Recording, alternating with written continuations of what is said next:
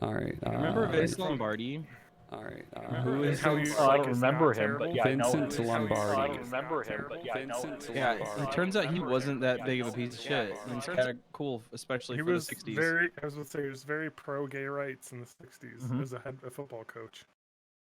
Which you wouldn't think, but To the point where he fired players if they were like anti-gay. homophobic. All right. Let's get levels. All right. This is John talking in his normal volume and distance Okay. from his microphone, Right. and then Matt. This is Matt talking. A cat has decided to join me because I started talking. This is TJ. I feel like I'm pitched about 5 degrees to the left, so what do I have to do to level? And this is Spanky, and I'm fucking awesome and better than all of you losers. Yeah, Ooh, level up. you fucking us losers. TJ, you need to get bed leveling springs. Yeah. Okay. No, just get a glass plate and lock it down with some. Which kitty is that? This is I can't Rodrigo. hear anybody. All right, now I can I hear. like Rodrigo. Here's his butt. Okie doke. Oh my. Rodrigo butt. All right, 446. Yeah. 69, 420. Welcome to Born in the 80s, episode 446 over 32 days. This is John _Danger, joined by my co-hosts. Matt Hag. The TJ May, which I don't think we said our names last week, but whatever. That's And fine. That's possible. John And we'll- Danger. Yeah, there's two of us. Yep, We're two John, the clones. two Johns. That's what we call them. Yeah, my two Johns, the podcast. All right. Two Johns and a baby. Oh, Two and Johns, one Rodrigo's cup. the baby. Aw. John, myself, and Irene. Look at that for a baby. But 2 Johns, 1 cup. Two Johns make Two it right. Johns, one cup. Yes. I feel like two Johns. John make Lemon right. John John party. makes the whole world blind. A tub One John. John, one I- John. I'm sure. My Two Johns is like a podcast on whatever the My Brother and Me network is. What's the name of that network? Oh, Splurge? Maximum Max fun. Fun. That's Clurb? the one. Yeah. Yeah, Clurb. That's what it's called. It's called Maximum I'm Fun making my .org. own podcast company called Clurb. Isn't that the name of the guns in GoldenEye? The little submachine guns. you get? Oh, I know what you're talking about. Those are clobs. Oh, Clops? those are clobs. All right, Clobs, boys. yeah. It's time for a new game that I just created. Okay. I'm Oh. going to tell you the name of a Maximum Fun podcast, and you're going to tell me what it's about. Okay. Okay. And if you know actually what it is, this doesn't count. Okay. Because I You have know to the recuse popular yourself. ones, though. Wham Bam Pow. Wrestling. Yeah, I think. Okay. I think I might have heard I- a promo for that. They're probably right, but I'm going to intentionally pick something different for funsies. It could be Golden Age of comic books. Yeah, that could be. Oh, you know what? The name is pretty good for this. I'm just doing. See, now I'm just gonna. This is like people are like John's gonna make fun of Maximum Fun. I'm literally doing an ad for their podcast network right now. Wham so- Bam Pow, an action/sci-fi movie podcast. They watch a movie and talk along about it and do Now, interviews. I have not Now, I will heard say- of this concept before. Yeah, it's not a very fresh concept, but I will say their movie choices seem to be very good. Starship Troopers recently, Sicario is the most recent one, which I guess is an action movie. It's more of a thriller. Jurassic World, which is bad but fun to watch. Yeah, I don't know. The Core, which is awesome. I watched The Core recently. Also, they haven't put an episode out since 2015. Hmm. So check that one out. New episodes coming soon. Okay, well, what about Tights and Fights? I know I this know one. this one, so I'm reclusing. That's wrestling. Yeah. It's too obvious. Tights. I just wanted to say that. Let's see. Is that still going? It's still going. Troubled Waters. This is also name. All these podcasts are also names of IPAs that you can get. Yes. Oh, it's because it's the same Waters. type of people making these. I think Troubled Waters is discussing the social justice issues of society today. I think Troubled Waters is like when people like they get like an extremist to go on a podcast with like a non-extremist. All right. Oh, you're so hang on. you're- Relationship advice podcast. no, you're so close, Spanky, but not at all. Two teams of comedians compete against each other in order to settle their meaningless debates once and for all. Winner Nice. takes home the right to be correct. Oh wait, is this that the one US that's versus UK comedians? yeah? I think Yeah, I've heard of no, that it one. might be, but it doesn't say that in the thing. It just They says, might have run out of comedians and dropped that concept. So yeah, it's just like Elton versus Adele, and I'm assuming that's Elton John versus Adele. Versus like who's Adele better, John. and they just do that. Mm-hmm. This is why our podcast is great. We don't have a concept or anything, so we don't have to Exactly. like, do anything. Yeah, We don't make any money off of it, or I make Well, some they don't money need off of sponsors. this. I don't think Wham Bam Pow I made is some money making off of any you, of it. Spanky. I made money off this podcast already. I have $1,000 recurring donation to Wham Bam Pow. Oh, okay, sorry. Oh, well, that's, Let's I'm see keeping the here. hope alive. if anyone Some of these wants are to too donate obvious. me $5.02, I could get my first Twitch payout. Okay, Ooh, I gotta. I quit my subscription right at the right Yeah. time, huh? I might have enough Uh, bits to get you there. Okay, some of these are too obvious because they're actually like well named. Hmm. What about my brother, and me? Yeah, well, that one sounds weird. I have no clue what that could be. It's All like right, I've got a a couple porn here. or something. Okay. What about Pop Rocket? Oh.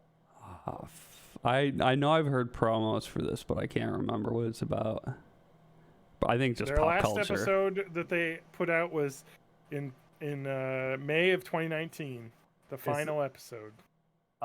Just a regular pop culture review show? Correct. Okay. Comic, journalistic, academic, and digital media expertise. It should be about soda. That's a Different bad name kinds. for a podcast. I TJ, don't you know should what take you're over talking that about. soda. Yeah, Pop Rocket. podcast. Pop Make it Rocket's a- pretty bad name for. What's a Pop Rocket? Is that a thing that exists even? Maybe. I- Are they just like pop think and they- rocket sound? I think they just Or it's one of- mashed up pop rock and rocket. Or maybe it's one of those like the foam rockets and you like step on the thing and pop it. I don't know. Pop rocket might Hey, be a what thing. are you I'd talking about? Google it, but I have no ability to use my keyboard right now. You can, Okay, so you can guys get probably know this podcast. which One one? Bad Mother. I know I've heard of it, but I don't remember what it's about. I just love that these podcasts is- exist. This podcast has almost as many episodes as we do. Okay, is that just a That's a mom's Uh, podcast. That's It is a mom's podcast. yeah. You is are that correct. close enough? Like, That's close enough. moms? It's just interesting. What do you mean by That's moms? that is a Like, good name mothers? for a podcast. One Bad Mother. I really hate the name of our podcast Oh, gotcha. because it's not true for most of the or for the entirety of the cast. Yeah. Eh. Well, we have to keep you around for the I hope diversity that we quota. live long so. enough that like we live to like the 2100s. And, It's not like and then we can get like new people who are born in the 2080s. it's not like we're gonna change the name of our podcast just because on a whim we just decided to go somewhere different. Like some other people I don't know or haven't met before. I don't know what you're talking about. It's fine. It's part of the little podcast archives, which doesn't exist either anymore. You're listening to littlepodcast.com. Don't remember what Is it- you're. Oh, I think I know what you're Yes. talking about. Go Okay. to You do. partyplatypus.com and Do Is we that still still have a that little website? podcast stinger? I don't think we do. No, Matt, you said you were getting rid of it, and I decided not to buy the URL. Yeah, I got rid of the URL just because. But hemsworthfeet.world and theweednumber.com and thesexnumber.com are all still working. Yeah, unlike Spanky, I just don't like collect URLs that I pay annual fees on for no reason. So, John, Yeah. I don't listen to the podcasts again. Do you still put the littlepodcast.com stinger on the beginning of this? No. No, I Okay. stopped when Matt said he stopped paying for that. Okay. I mean, we became a network of one as Yeah. podcasts either quit We are the Yeah. sole survivors. Well, Mercury stopped doing her like 10 podcasts. Yeah. Because she's too busy with other things. And that the rest of us actually were really lazy and didn't want to do shit. So it just kind of fell apart. I was like, I'll keep doing this, so we stick around. All right. So all we gotta do is get bought by Maximum Fun. Yeah. nah. I think that briefly I considered putting While Away on littlepodcast.com, but I think I gave up on While Away before I even asked about it. I wish that Yeah. that podcast still exists. I like listening to you. I don't like doing podcasts. They're Oh. stressful. Okay. And now this one I don't do anything with. Yeah. I don't have Yeah. to edit it or record it. But the other Or one, I had worry to do about if both, and I anybody's hated that. listening or anything like that. That's I miss true. you, and We're I basically should free. talk You to her can say sometime. whatever you want here, and no one will ever know. Yeah.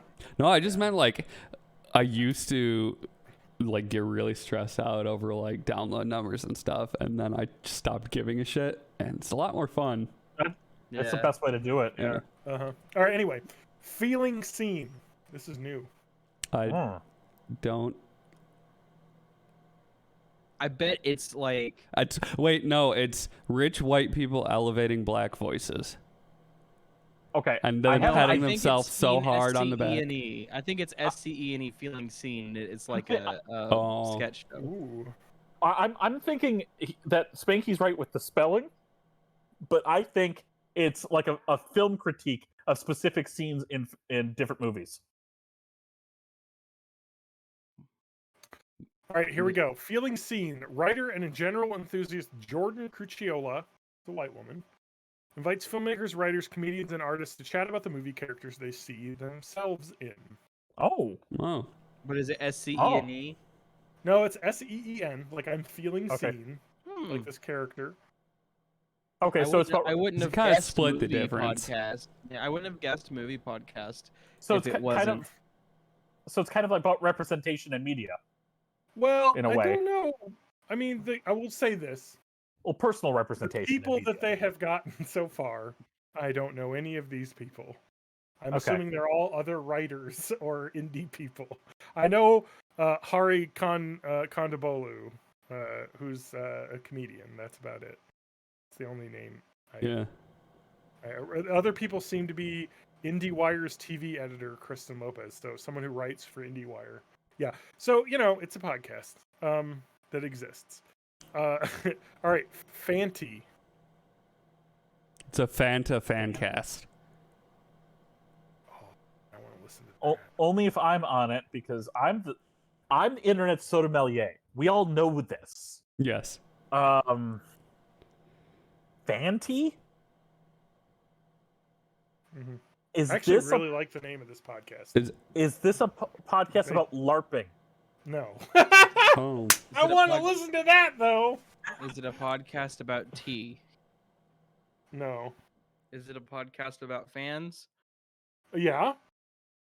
Is All it right. it's a portmanteau of fan and empty?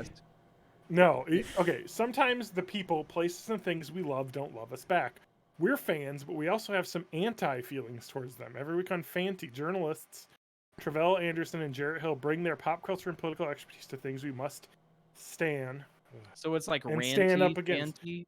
Yeah, so it's like, here's the thing that I like, but also here's all the stuff that's shitty and problematic about it. It sounds like a podcast. It sounds like what we do on podcasts. It's just Yeah. rant about shit. It sounds like just Yeah. like humans talking. Yeah, It was- I like the name though, Fanty.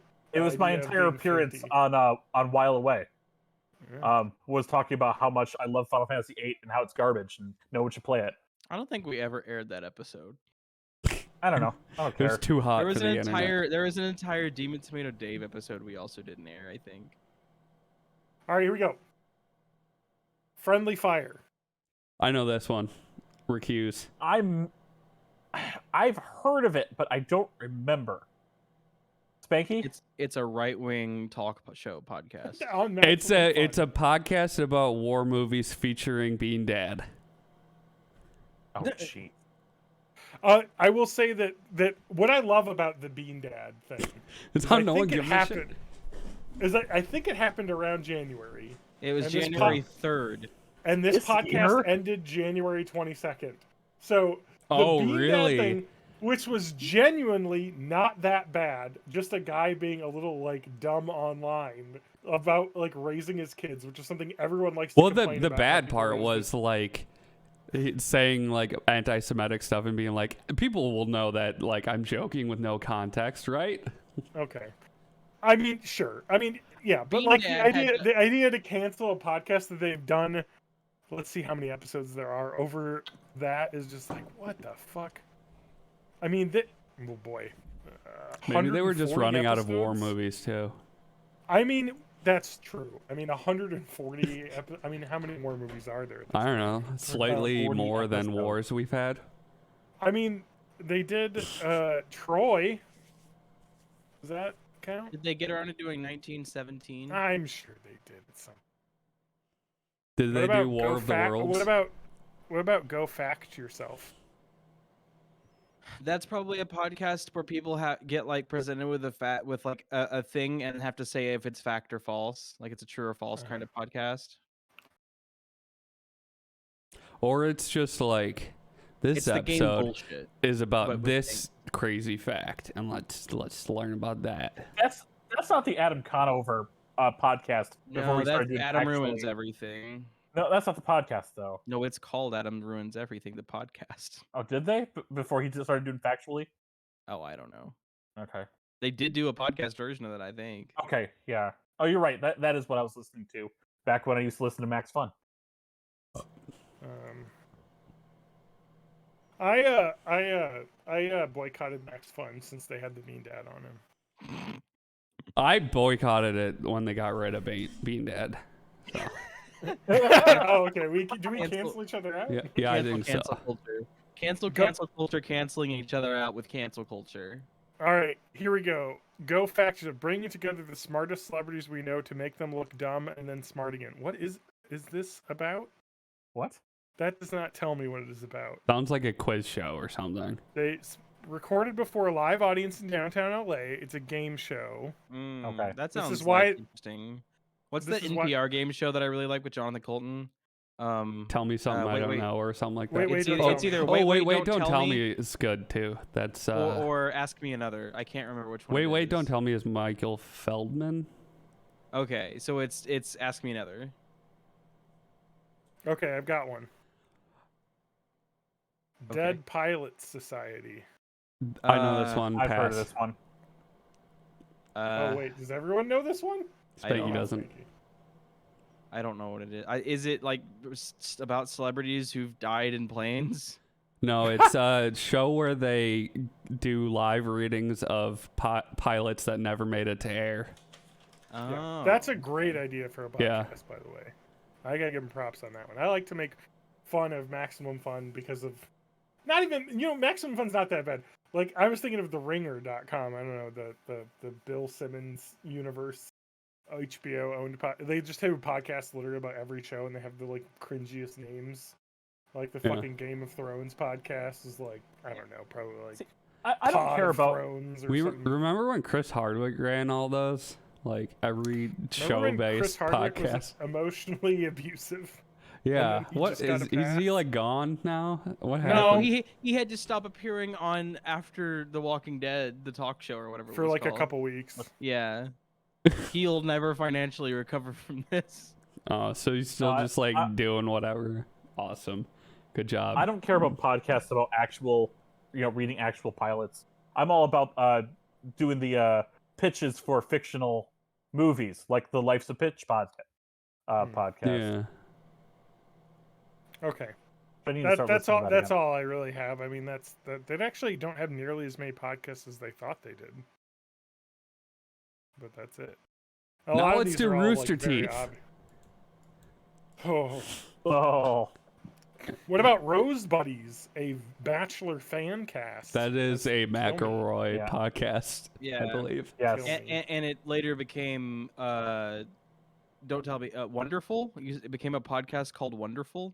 I don't know. Really? But That's anyways, I've listened to a couple episodes of Wonderful. They- I didn't realize it was the same They thing. dropped the Bachelor theme and just kept it with Griffin and his wife Yeah. because they were just like, we're tired of talking about the Bachelor. I mean, it sucks. Like, even I know, like I've read and a lot of things about The Bachelor and people being like wanting to get into The Bachelor, not like ironically just because of how trashy it is, but like Lauren has started watching it with her friend, and I've refused, and it is like too trashy. Like it's really bad, and I'm like I can't even like get in on that. Like to me, like Jersey Shore. MTV's The 90 Day Challenge. Fiance. That's the level of trash I'm okay with. And I'll tell you why. Because I, again, will make this rule. A reality show has to be about something. And then the people involved in that. It can't just be about a thing. And people hanging out. Excuse me, can you repeat the thing that you just said? Because I didn't understand it. Yeah. It has to be you about lost something, me. but it can't be just about a thing. Okay. It has to be about a thing. So the point is like, 90 Day Fiance is here's the story of people doing this 90-day visa thing. Mm-hmm. So that's like a thing with like technical rules and things you learn about, and they have to get a wedding going. So every season kind of has like different people each season, but wedding. So stuff's going on, like relationship problems. That's the thing. Or like like Dance Moms. It's about So dance Bachelorette competitions. is more like a game show, It's but like all the it's episodes. just people, and even worse is like the Bachelor in Paradise seasons is like the people that didn't get picked just go to an island and fuck each other. And that's Yeah. the show. Like I can't deal with like there has to be challenges. Like There's the so challenge much is great. here I didn't know was there. The challenge is great because it's like let's get these fucking bros to go try and like ride a tricycle on a fucking tightrope over like this Mexican cape, and like they're like, bro, pass me the baton, bro, and it's fun because they're doing dumb challenges and they win like a Sony Walkman. That's fun. I think the challenge is too extreme for me, and I just liked old school road rules. I liked that a lot better. Exactly. It's why I couldn't watch Real World. But Road Rules I could get into because they got to do weird theme challenges every week. Also on liked Paramount Real World. Plus, Paramount Plus / Born in the 80s for your free trial. No, on Paramount Plus is the 41st season finale of Survivor. Yeah, Survivor's a good one because they have to do stuff in it, and I like watching things happening. But that one is, I would say Survivor has the exact same amount of like. Well, I guess Bachelor doesn't have any games in it. See, this is the thing: is that they just they need more removed the, games. Can you imagine The Bachelor with like physical challenges? Yeah, with like Wipeout style challenges. Ninja Warrior Bachelor. I would love it. I would love it if The Bachelor was like, okay, you can get picked, but then one rose goes to the guy who does the gauntlet this week. Yeah. And, so she And can, there's just hate like a this really guy. horrible, unpleasant person that just makes it Yeah. through because they get immunity every time. every week. See, Oh the my thing God. is, you can't go overly physical with that. You got to more like do more Mental challenges? No. It's Psychological nuanced or- warfare. the shit you'll find on Minute to Win It or The Cube. What? You know, The cube? Hypercube? Yeah, not Two those Hypercube? cubes. Oh. Oh. Stabbing that thing that I McStab, was stab, saying? yeah. No, there was another skills based thing called The Cube. I swear it was. I don't. You made this up. You've Mandela effect. Yeah. Yeah. But no, more like the game show challenges you would see on a finesse style game show, like Minute to Win It. Yeah, I don't think you need something like Wipeout. We've got enough the of that. psychopath guy who blogged about the 4-dimensional cube? You guys know what I'm What are you talking about? Oh, I think I know what you're talking I about. have to Google it now because 4D. Okay, cube. 4-dimensional Isn't it cube. interesting to think about like Oh, what the a four-dimensional Tesseract. object, what No, like a four-dimensional no. object would look like in It's- this world? I can't believe I forgot this guy. Conspiracy. I don't know what to search for. Time Cube. It's called Time Cube. Oh, I know exactly what you're Time talking about. cube. This was like Oh, a. I must have talked about it on the podcast Cube. before. I don't think Time you have. cube. Okay, so I'm Time gonna go to cube the was a Wikipedia. personal web page I'm found in gonna do the thing where I just narrate a Wikipedia page to this. TimeCube was a personal web page founded in 1997 by the self-proclaimed wisest man on Earth, Otis Eugene Ray. It was a self-published outlet for Ray's theory of everything, also called TimeCube. I just which want to pause. Okay. I totally went to this website in like 1999. Me too. Like, No. This was one of the first websites that I would just go to because Yeah. he put swear words on it, and I thought that was hilarious. I What's just great went is to it because it was fucking insane. It is a single page that he maintained over the course of 20-something years, and he didn't like make new pages or articles. It is a single fucking block of text of 20 years of this guy going slowly more and more insane about how his non sequiturs, about how he hates academia and believes that the world exists in a 4-dimensional cube, and there's 4 separate days going on at the same time. I've discovered a website called Rational Wiki because Eugene Ray does not have a Wikipedia page, but he has a Rational Wiki page, and it's funny.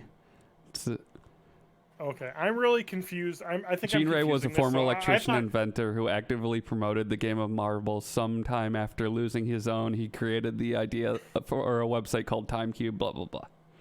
So I thought you were talking about John Titor. No. The No, guy who is that the posted in Majestic 12 bulletin guy? boards. No, he claimed that he was a time traveler from Oh, 2036 and made specific predictions regarding calamitous events in 2004 and beyond, including a nuclear war. And he was very inaccurate, and it was just a So guy. if you go to timecube.2 Well, he would have been perfectly accurate, .com. but by traveling back in time, That's he changed the time stream. That's That's what you Timecube- don't understand. timecube.2enp.com is a mirror of the original timecube.com. Yeah. All right, If you go there, you'll see Earth has 4 days simultaneously each rotation. You erroneously measure time from one corner, and then there's like 4 like Sudoku grids that he just has What was that shit written URL? on it, and he says, Earth body 4-corner time equals 4-leg mobility. Your ignorance of harmonic cube is demonic. Truth note. Earth has 1 day, even if it stood still, and 4 days in one rotation. $1,000 to anyone who can disprove the harmonic cube. Okay, I'm going to read an excerpt that's about a third of the way down. Okay. It's from a Gene Ray interview by Lionel on Air America Radio, The Lionel Show, back from Friday, August 3rd, 2007. Creation is the harmonics of opposites. Opposites are the harmonics of creation. God entity is unicorn burrito, or no opposite burrito. God oneers must ban all burrito with opposites. Trinity of males degrade female opposites. Burrito okay for atheists, but not God oneists. Opposite hemispheres equate planets to a giant brain that has 4 faces but no limbs. Adults create baby. Baby evolves to adult. Number 1 God can create a planet of opposites, which equate to a 0-value existence, and cancels to nothing as an entity in death. What the fuck did I just say? Marshmallow word is a singularity. You All are right, taught that's enough. singularity. That's enough. Singularity is This death is worship insanity. and damnation of humanity. No God equals the 4-corner simultaneous 24-hour days within single Earth rotation. The universe and all within it is composed of opposites. Religious and academics taught singularity is unicorn as one burrito. Why do they call it in when you in the cold food and out hot eat the food? Oh, TJ is muted, so I didn't hear his reaction and laugh to that. Or I'm talking to my daughter. It's fine. But I was laughing. Tell your daughter I said ha ha ha ha ha. Oh, John says ha ha ha ha. Ha. Thank you. All right. Oh, my toilet finished. Google once had 89 million links to I'm printing TimeCube toilet site. ornaments for my family. So it's a toilet, but then you print out a 2021, and then it sticks in the toilet. To go with So your that's- 2020 dumpster fire. Yeah, exactly. So that's that ornament that I'm printing out for. If you want more of that kind of crazy conspiracy stuff, look up Third Eagle of the Apocalypse on YouTube. He's got a whole channel. So have fun. And while you're at it, look up Lord Rael. He was a Facebook cult leader for a little while. You guys want to feel old? Yes. All right. Now this is gonna make you feel ancient. Okay. Did you know that the Fortnite reveal trailer came out in 2011? 10 years Now, what ago? is Fortnite? What? Yeah. Are So you this was kidding me? This was Epic announcing Fortnite December in 2011 with a little announcement reveal trailer about that game where there were these zombies attacking you and you had to make forts out of the city to protect Oh, your right. It base. used to be a completely classic different Fortnite, game. Yeah. Exactly. And so that was the original game. That was like literally 10 years ago. When did Fortnite Battle Royale? This was back when Cliffy B was making Fortnite. Oh, Cliff jeez. Blazinski. When Cliff Blazinski was still part of Epic. Didn't he end up being pretty shitty at some? I mean, not that Video Game Man is bad is a super fucking wild headline to run, but didn't that happen? Mm-hmm.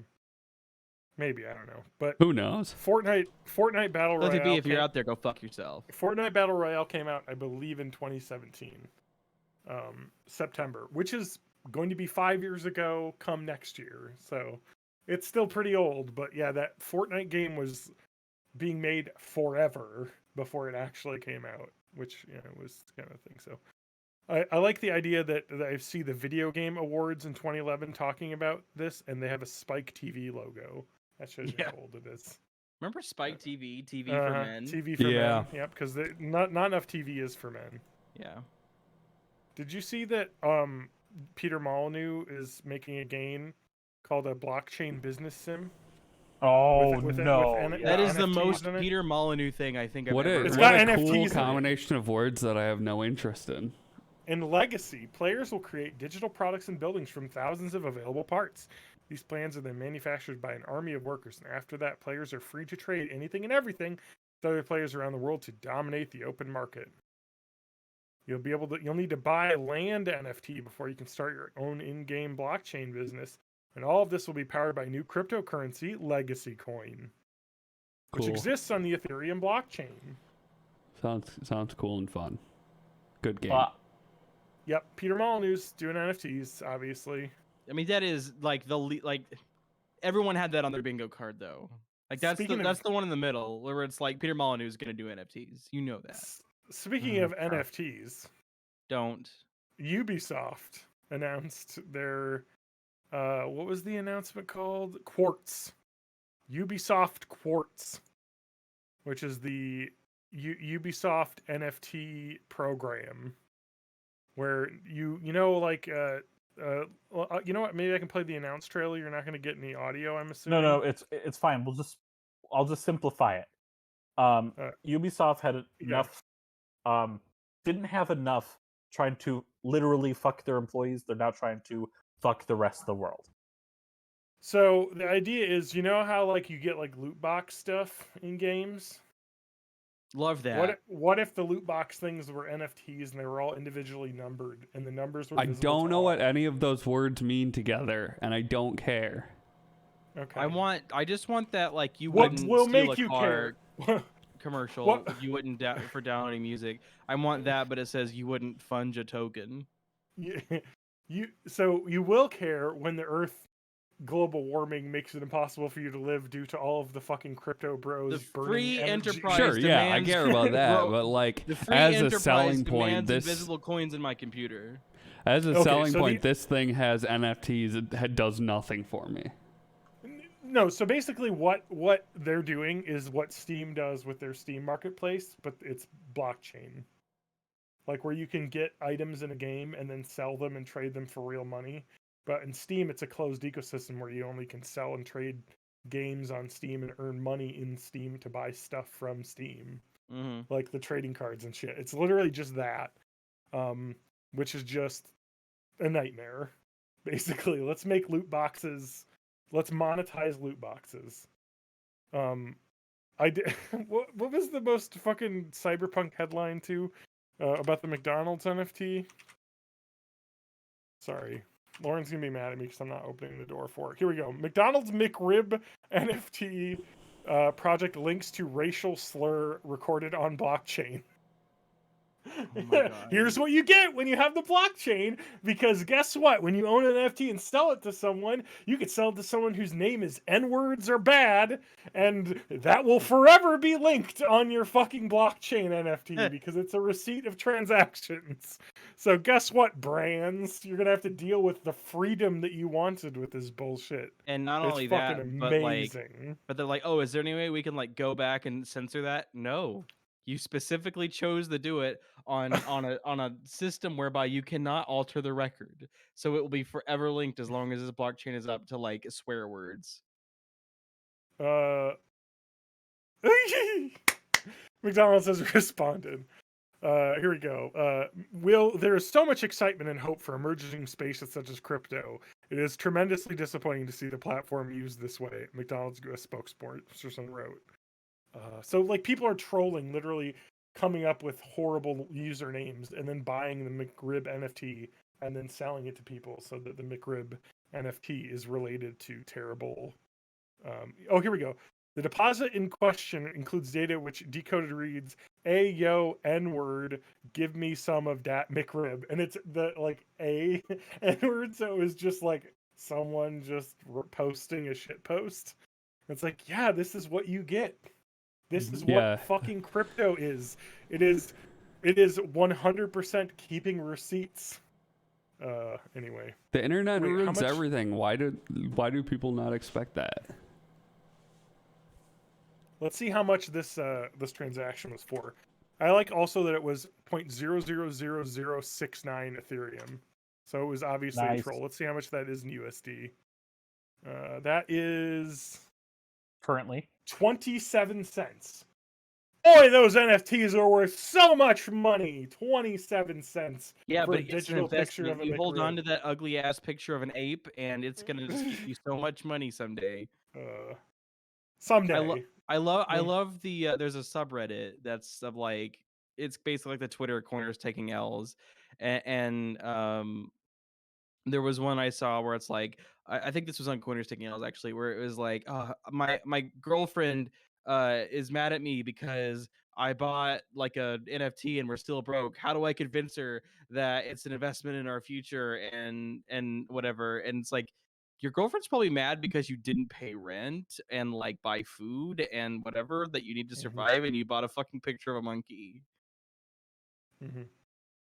Yeah, it's just like literally if you look at these like transactions. So here's the thing. Here's the whole point of like Bitcoin and all of this and these coins is you can go on sites like etherscan.io and put up a transaction hash and see what the transaction was and how much it was for and what any comments they put on there was, or if there was a note. It's just so every single transaction is completely logged and like completely transparent, basically. Not to the user, but that the transaction occurred basically between two private users. So it's just a way of tracking transactions. That I don't understand why people think it's like something revolutionary. It's like what your bank does, but it's not owned by a bank. Mm-hmm. That's well, it. the whole not owned by a bank thing is really cool for. I don't know. This was like years and years ago whenever I first read about it, and I was ideally like, okay. It's cool, but it's not being used in that way. No, it's just being used as speculation gambling. It's all. Yes, speculation gambling and buying and selling drugs, because you can sell to those speculation. Hey, let's not disparage the name of drugs, okay? That's what I mean. Like it used to be cool back whenever there was like the Silk Road website on the darknet, which you could like. No one I know used, but like you could apparently use Bitcoin to buy weed and get it mailed to you. Yeah, that like you had to go through the Tor router and shit for that. Yes. Yep. I remember stories of when you would go on like Bitcoin. Hi, thank you. Lauren's presenting me with our dog. Lauren, our dog is smelling my wife. What? My wife. I saw 2 possums. Lauren saw 2 possums. That's cool. Hi, Rodrigo. That's good. They eat like a lot of ticks. Oh, wow. Hi. Okay. Is that... Oh, I heard a meow. Yeah. All right. Do you want to come back here? He's coming. Okay. He's making his way. Sometimes okay. he just likes to scream at me from a distance. So that's literally it. I mean, it's like an ideal thing. It's like, hey, we can have the power of this sort of like bookkeeping outside of these small institutions. That's a great idea. Just like how communism's a great idea if it works, but it isn't because people are bad and they abuse Because things. capitalism is the only altruistic it's the system. only way. Yeah. I was gonna say the only reason why capitalism works is because nobody can physically control it except for the elites that now can. Yeah. So it's kind of ruined itself. But in theory, it should work because you get the sweat of your brow earns money, but now it doesn't because corporations are like, nah, scabs. Fuck Kellogg's. Moving on. It's a great time for unionizing though. So Yeah. that's awesome. Starbucks, I think, just had its location in Buffalo unionized. So that may. I'm watching Matt. He's got a cat enjoying the microphone, as cats do. Yeah. So I think did we talk about this last week when I talked about why all the crypto bros have terrible ape? Yeah. They have terrible apes that they love. And lions too. There's lions ones. because the whole point of NFTs is they just give you a randomized image and then you buy it for like a fixed Ethereum, and it's literally a trading card game. Like, just maybe you'll get a foil concerned ape. Oh. Yeah, and so then they have to bad. like hype it up so that other Yeah, people they're want it like, real my bad. ape is awesome because I don't- spent $1,000 on it. Is ape a Like, metaphor in this, or do you mean literal No. There's apes? this really like. So you know how like. I guess It's like they use where you say- NFTs. Go ahead. You've seen probably like animation cells where like they've got like the character's head drawn and they have Yeah. like 15 mouths, and then like to make it look like Peter Griffin or whatever is talking, they just cycle between the mouths. Yeah. Well, there was an ape, and the guy who did him drew like 15 mouths and 15 or however many eyes and hair 20 hair color or whatever. tattoos. Yeah, and then generated I think it was like 1,024 based off of however many fucking variations there were. Yep. And then And you then could buy sold one them of all. those limited numbers of Randomly. things for randomly. You didn't get to pick the one you got, and then that was yours. You spent your money on that. And now the reason it's a non-fungible token NFT is because you paid a price for it, but there is no service by which you can just sell it back for that price. Yeah. It is now like up to you and like the perception of other people to decide how much it's worth. Yeah. It's just so like NFTs in a way are an interesting and good idea to monetize what is legitimate digital artwork. Like, people probably make awesome things that are at the level of artistry of like some of the famous painters. It would have to be we'll have that. like But the it's not being level used of like in that a way. It's being the monetized level of like loot like a boxes. rich patron, like Yeah. somebody hired Michelangelo, so now we all get to look at David's dick, Well, yes, and also NFTs aren't and they work specifically well for like digital artwork because of the fact that digital artwork is something that inherently can be copied instantly and easily. Mm-hmm. And so the NFT is showing that you are the owner of the original receipt, which is what the NFT is, of the thing. So people will know that you are the original owner of it, and you can sell that original ownership, whether that means anything or not, because it's infinitely copyable as a digital work. But to rich people that are fucking buying fucking paintings and just stashing them in giant fucking vaults in places because they just want a thing that's worth a thing because rich people they're will speculating. pay money for it. Yes, it's just literally what it is at this point. So it's just a way, and it's good in some ways because I've read lots of stories of you talk about, female or like lots of really cool new digital artists making ridiculous money off of these crypto bros. Good for them. Buy a house. Yeah. Spend that money. If this Earn is that a way bread. to like grift rich people, then yeah, sure, let's do it. It is, but it also is bad because the grift. The problem hurting the is environment. that there are the fucking morons who worship Elon Musk or whatever, and they spend all day on Wall Street bets, spending their $2,000 paycheck on shit that's just gonna make them keep like toiling and broke. I'm okay with that too. I'm just saying I don't like that's those at the people. fuck 'em state. it's like a predatory thing where it's like there are people who could be cool and then get like fall into that shit. It's like if you buy lottery tickets as an investment, I'm not gonna feel like bad for you when it doesn't work out. Yeah, it's just shitty and stupid. That's it, really. It's not like So I'm with you, Matt, but I also don't like the predatory like kind of shit they do like in East St. Louis, which has like the America's biggest like lottery exchange, where it's like we're gonna put all this next to the poor people so that so that we can like scrape off the top and like make the poor people pay more in taxes off of the state lottery than the rich people do because they have loopholes. to be fair about this Like though. to feed them to feed them hope and then fund schools off of the lottery instead of just making rich people pay for it because they're already well off. I mean, Yeah. the good part about NFTs, though, at least at this point, it does seem instead of ripping off poor people, they're ripping off people that listen to the Joe Rogan Experience. And that's totally So it's okay. cool to rip those people off. I Yeah. hate them. Yeah. But in theory, it could hurt people that actually are. I'm just thinking vulnerable. like from personal experience, you know, I work at a university and sometimes I Yeah. audit classes because I can do Yeah. like free classes or whatever that way. If I just want to like go to a class and see if it's cool at all.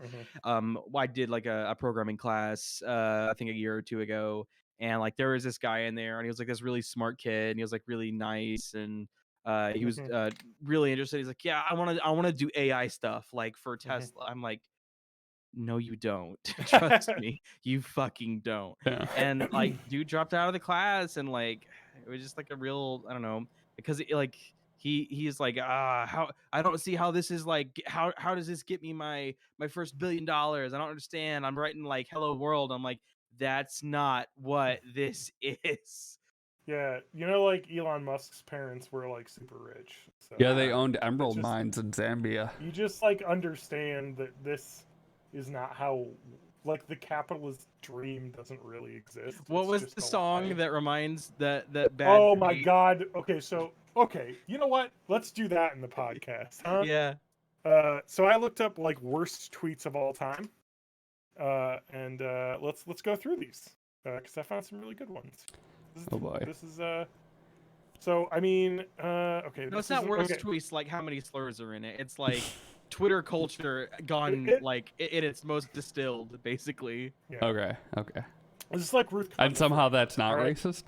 Okay. Okay. No, the no. worst- It often is. It's just specifically in a Twitter way. Like people Let's- can say that stuff off Twitter, and Yeah. it still is bad. But this is stuff that's on. It's Twitter distilled. So let's start with the worst tweet of all time, and it is also from 2009. So it's very early in Twitter. Twitter, I think, started in 06, 07. It was, I think, Um, 08 or 09. It was later. No, than- I think it was 07. I think my account started in 2008. I was in college still because I remember my first tweets were about like going to the mess hall to get myself some chicken strips or some dumb shit because we were like treating it like Facebook. Okay, here we go. That Kevin Smith. 10 years in and we bone like we're cheating on each other with each other. A decade plus and her clit/brown/taint area still pones my dick. The absolute worst tweet. It's a wife guy tweet that's extremely gross and intimate and uses dated internet terminology. It's great. So that's the worst, but we've had some really good ones. This is, I'm about to die by stating this one, but here it is. Here it is. Hail Kamala of House Harris. Oh First no. of her name. No. Qu- Go Queen away. of the ticket. Yas Queen of the Senate. Daughter of immigrants. Mother of dragons. Somehow. Breaker of tropes. Crusher of Kavanaugh. Bitch smacker of Barr. Did she Shellacker- crush Kavanaugh? No. Oh. And did Trump weird. get in trouble for the stuff from the Attorney General? No, I don't. No. Hmm. Okay. Shellacker of Limbaugh. I mean, she did kill Rush Limbaugh. Yeah, I give her that one. Yeah. yeah. He is She dead. fed him all those cigars all those years. Oh, we're coming up on we gotta remember to do like a special episode for the 1 year sobriety of Rush Limbaugh coming up. That's No. true. You're right. We got. We'll do. We'll recognize replace all our sound cues with like the Rush Limbaugh sounds and stuff. Yeah. it. We'll Khaleesi do of the a Oakland. party game called the Rush Limbo, and we'll That we'll take a bunch of Quaaludes and try and go under a bar. that one is particularly bad. Khaleesi of the Oakland, like Oakland, California. This is an awesome one. Another political. In my fantasies, Pete and Chasen will have Kamala and Dougie over for weekly potlucks, and Michelle O will crash with a bottle of wine and gossip. Did you After post which all Doc- of these on our like cringe channel? Because Yes. this sounds familiar. After which Dr. Jill and Joe bring the dogs over with some homemade brownies to enjoy while they all sing karaoke. And here's my cyanide pill. Yeah. Like, oh my god, this is the worst. My wife just now. John's Jill live. Biden is going to give America a mommy again. It's what they need. I'm physically cringing. I don't know how to parse that one. This is probably the peak of the left cringe left grift that existed. Here's Brian Krasenstein, one of the Krasenstein bros.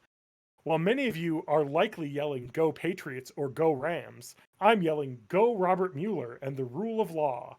Hashtag Super Bowl 2019 Atlanta. Yeah. Yeah, remember how that worked out? Yeah, it actually worked out a lot like the Mueller report that Super Bowl did, because things looked like something might happen, and like, oh shit, Atlanta's doing it, and then right at the end it's like, actually nothing's happening. No, It's just no, Tom actually, Brady's never gonna mind. win again. Okay, this one is a Donald Trump tweet that's actually good. I would like to extend my best wishes to all, even the haters and losers, on this special date, September 11th. September 11th, 2013. That I is fucking just love like a it. perfect fucking tweet. I know, Yeah. it's so catty, and The haters I and got a losers. tweet about September 11th. Oh, it's so good. It's like, it's September 11th, I have to do my tweet, and oh shoot, Packers got a pick six. Whoa. Okay. Sorry, I'm watching the Packers game. It's okay. I've got a couple really good ones here. Here's a couple. So we'll say neoliberalism is a fucking disease, but here we go. Chuck Schumer tweeted, "We recently learned that a tragically sad story of a veteran in the Rochester region. When he stopped receiving increased unemployment assistance, he couldn't pay his mortgage and heartbreakingly committed suicide. I just demanded that we pass suicide prevention acts." Could we maybe just do the Yeah. other thing with the No, the money thing? That No, he can be was like- unemployed, but he just can't kill himself. no, but it kind of seems like that's what like Nope. that stress. Nah. Okay, Here's Joe Kennedy, another one of the Kennedys, still around, still being awful. What is it? RFK Jr. is alive or whatever. Remember they Whatever. did a rally for that in Texas? Yeah, that's true. He is still alive, and JFK is the actual president, shadow president. He's still Yeah. alive. He's like 98. and they're like Republicans somehow, I guess. Yeah. Okay. Not a single patient should be forced to fight off medical bankruptcy in the midst of a global health pandemic. That's good. Oh wait, you have more, Joe? Without a lawyer by their side. Oh, okay. Got it. How about we just make it so you don't have to pay your medical bills and then have to worry about that? Yeah, No. You see, that's because- communism, John. Yeah, Oh, okay. That'll that's turn us communism. into Mother Russia. Yeah. Remember, Okay. like the Did you the even see babushkas who Chernobyl, started John? that? Yeah. What was that? That was before I was born. No, Wasn't it it? just came out like a year or two HBO ago. Max. Yeah. it's Jared HBO Harris Max. is in it. Oh, that's a fiction though, right? Oh no, I wasn't after I was born, so it's real. Never mind. 1986. I was alive. Born in the 80s. Everything Nah, before that's you the were name of the born is just high podcast. concept fantasy. So if you want your special deal to watch Chernobyl on HBO Max, go to hbomax.com/activate-born in the 80s. Use You mean offer code Titanic was a real boat? _danger. Yeah, the Titanic was real? Yeah, but then Yeah. Balthazar went back in Oh. time to stop it from sinking because Castiel needed a lot more souls for his war in heaven. But then everybody got mad at him because it fucked up the time streams and stuff. And it was a whole thing. Prince, where you been? We've been waiting forever. Bowie is already dancing naked with a lampshade on his head, and Alan Rickman passed out. Stephen Hawking, sorry, I got held up. Prince, what's happening since we left? Stephen Hawking, you don't want to know. Let's party. I like that it's written like a shitty scene in a screenplay. Yeah. Yeah, it's probably written by, actually, it's Charlotte Clymer, who I think is a real good leftist grifter. We've got RGB greeting Chadwick King, Chadwick greeting RGB Queen. two people that have never met each other and have nothing to do with each other. But the Ruth Conda Forever King? stuff is Actually, I was an actor. I don't know. Okay.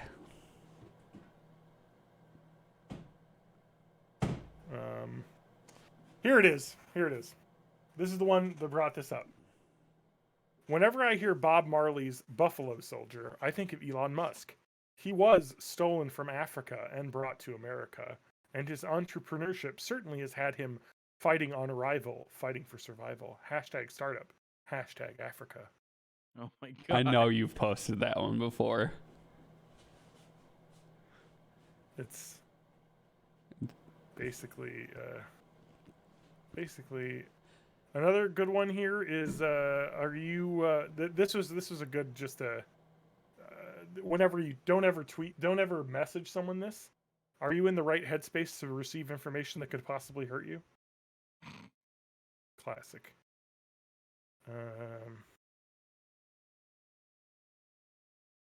This one's pretty good. Nikki Fink, who, if you remember, nobody remembers Nikki Fink, but I do, because she's someone who used to post a lot of Hollywood buzz stuff, like one of those like Hollywood reporters who's the fly on the wall and knows all the secrets. Rip Nelson Mandela, subject of Weinstein Co.'s Idris Elba star Mandela, Long Walk to Freedom, which opened November 29th and has awards buzz. I did not follow that sentence. Bye, Nelson Mandela. Here's a plug for a movie. Or what? Who can forget the tweet by SpaghettiOs? Take a moment to remember # Pearl Harbor with us. With the SpaghettiO holding an American flag. That's up there. My To all favorite, the haters and losers at Pearl Harbor. my favorite, and this was real. This was a Facebook post. It wasn't a Twitter. It might have been on Twitter, but they deleted it very quickly. I've got a screenshot of it somewhere though. Was Veggie Tales posting Larry and I don't know the fucking Bob and Larry, the tomato and pickle or cucumber behind with an American flag behind them that said "Never forget 9/11." So we talked about Bean Dad earlier. I've got this really good one. Do short women not know that much of their attractiveness to men is related to perceived controllability? Is that a thing y'all aren't aware of? Lol, cute. Ask any women over 5'10" how harshly men regularly speak to and treat, or how rarely she is treated with softness and tender gestures outside of being in a relationship, and even then, lol. Did you know that? Was that Bean Dad saying that?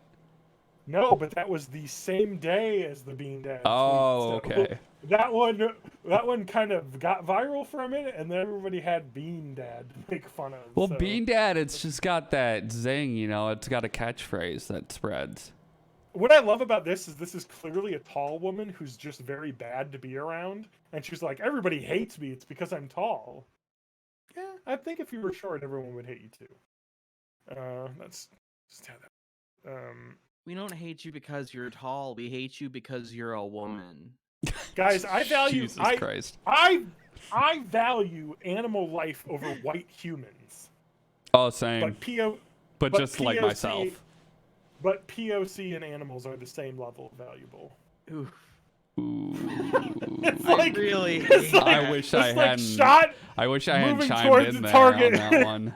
And just like it's headed right for the bullseye, and then just a gust of wind shoots it off. It's like into your eye. It's like there's a tweet in there where you just don't try to get the racial justice clout at the same time, where you're just like, animals are more important to me than humans, and it's like, depending on the context, I agree with that like sentiment, because I think my animals are more important to me than my humans. You wouldn't want to say that thing around, like, I don't know, a refugee camp though. That's a pretty fun, like, context matters there. You probably shouldn't say that there. You know, we make fun of landlords a lot on this podcast. Do but we? If every sex worker stopped working, every one of their clients would find themselves richer. Sex workers use capital they already have, their bodies, to leech money from people. How's that different than being a landlord? Think about that one for a minute. You're providing an actual service to someone. Okay, who said this tweet? I didn't fuck my cat. I know this one. Cat. Shane Dawson. I Literally, didn't put the my dick only thing anywhere I know near about my Shane cat. Dawson is he definitely fucked his cat. That's what I love about this. Is 100% the exact definition of the Streisand effect, and that is if you bring it up, it gets more attention than the actual whatever fucking. Like, I guarantee what happened was somebody accused him of doing some weird shit with his cat. Probably untrue because He said probably some shit on like a something. podcast. Like I Yeah. think he was Like a trying to joke. do a joke, like a gross out Yeah. joke about coming on his cat. Yeah, and then like people like took that as like, well, we're just obviously just picking on him because he's famous. And then he was like, well, I've got to come out with a statement very strongly saying I'm not fucking my cat, which makes you think you're fucking your cat. I mean, that's just it. I like this one. Why do we bash deadbeat dads for not being there for their kids, but we never question if that child just has bad vibes or if they're just unpleasant to be around? I agree with that. 100% Actually, agree with this Yeah. one. This one is I not like that this one. tweet. Kids have bad vibes. and I some don't want kids to are be just a around them. pain in the ass to be around. I definitely was. You ever find a kid that's just like a real fucking bummer? Yeah. Chuck Wendig. Wednesday, the day you flumpity foo, and you think boopity bop and zippity zoom, but the truth is, razza frazza wazza wooza. Is that a Bill Cosby impression? What I'm trying to say is maybe your brain isn't working either, but that's okay because you're great. P.S. You need a firmware upgrade in the form of coffee. That's not That's like a good. That's like Garfield level. That's joke. not what. That's not a good analogy. No. What about Ken Jennings? Firmware famous... upgrade would be like going to therapy. Wait, that's true. What if Ken? What about the tweet that got Ken Jennings not the permanent slot as the host of Jeopardy? Does that count? Nothing sadder than a hot person in a wheelchair. Oh, I forgot about that one. That's a bad one. Why is that sad? Well, I think what he was going for was like I know. people are hot, but like he worded it in the one way that you could say it to be like a total shit. Oh, so he was trying to say like we always choose like attractive Yeah. people. Yeah, okay. Yeah, I yeah. get it. It was just like there are hot people and they're in wheelchairs, and it sucks that society doesn't see that. What he said was people in wheelchairs are fucking ugly. Yeah. This is the Sean thing. Kaser. It's like Twitter has zero context, so you can't Yeah. tweet things like that. yeah. Anyway, what about this tweet from Zenny Jardine, who you may recognize as that insane-looking person who I think is like tech journalist? Look up a picture of her. Then Y'all are not from Los Angeles and don't understand what Nancy Pelosi is doing to Donald Trump is. She is gangsta checking him. Ask at Snoop Dogg. He's failing. I don't. I don't think that Nancy Pelosi is gangsta checking Donald Trump. I This is looked the up best. Zenny Jardina. I have no idea who this person is. Yeah, it's just an insane. She is an insane tech blogger journalist.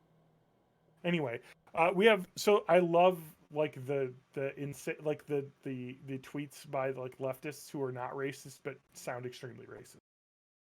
So I carefully did not buy hashtag Black Panther tickets for opening weekend because I did not want to be the white person sucking black joy out of the theater. What's the appropriate date for me to buy tickets? Is next weekend okay? I love this because it's like Just go to the fucking what movie. I've just done is ask when can I go to see this movie when black people aren't in the theater. Like that's Well, what that it's- tweet is. It's like Now, clout. it's not what they're clout. yeah. Yes. It's It's clout definitely like chasing. clout fishing, but Yeah. like what they've just written, like if you read it, is I want to go see this when there aren't as many black people Yeah. there. Different phrasing, same message on like the Republican Gab or whatever the Republican Twitter is. Guys, this is the gem from Hillary's famously well-run social media campaign. How does your student loan debt make you feel? Tell us in 3 emojis or less. Skull, grave, sleepy. I'm just gonna do 3 yellow circles. 3 middle finger emojis. Do they have a goatsy emoji yet? I think we're due up. So there's the 2 fists that you can do to fist pound, and you can put like a donut or a circle in the middle of it. Okay. What about Oreo Cookie tweeting on the 25th of February, trans people exist? That really Thanks, helped. Oreo. Thank you, Oreo. Thank you. Mhm. It's really helped. We were really waiting on Oreo Cookie to say this on to Twitter.com. weigh in. Yeah. Okay, here's a great one. A teeny tiny inclusive language thing that I've tried to. This is something that, when I was in college and I was an RA, it was a thing that bothered the shit out of me. Some of the like college diversity stuff that they would try and get across was like it was just like too much. Like I get Yeah. it, I understand. John this is hates important. diversity. It's like the This is- Latinx thing. Diversity is super important, but also you can't go insane with it like this is about to go. Yeah, because then Inclusivity. eventually you're just like singling people out and making them feel awkward. Yeah. A tiny inclusive language thing I've tried to get better at this past year is avoiding Northern Hemisphere specific seasonal language. Like, instead of saying the summer, I say the month, or I mean Q3. Because it might not be that season for me, but it might not be that season for everybody. Yeah, I don't give a shit about what season it is for Yeah, I don't anybody care. at all. Because So like, That's like saying that. it's 8:36 here. But Anytime, what about the other anytime, time like, zones? literally anytime now, when I see someone from Australia posting about, man, this summer is going to be lit right now, I'm like, oh yeah, it's summer down there, isn't it? That's cool.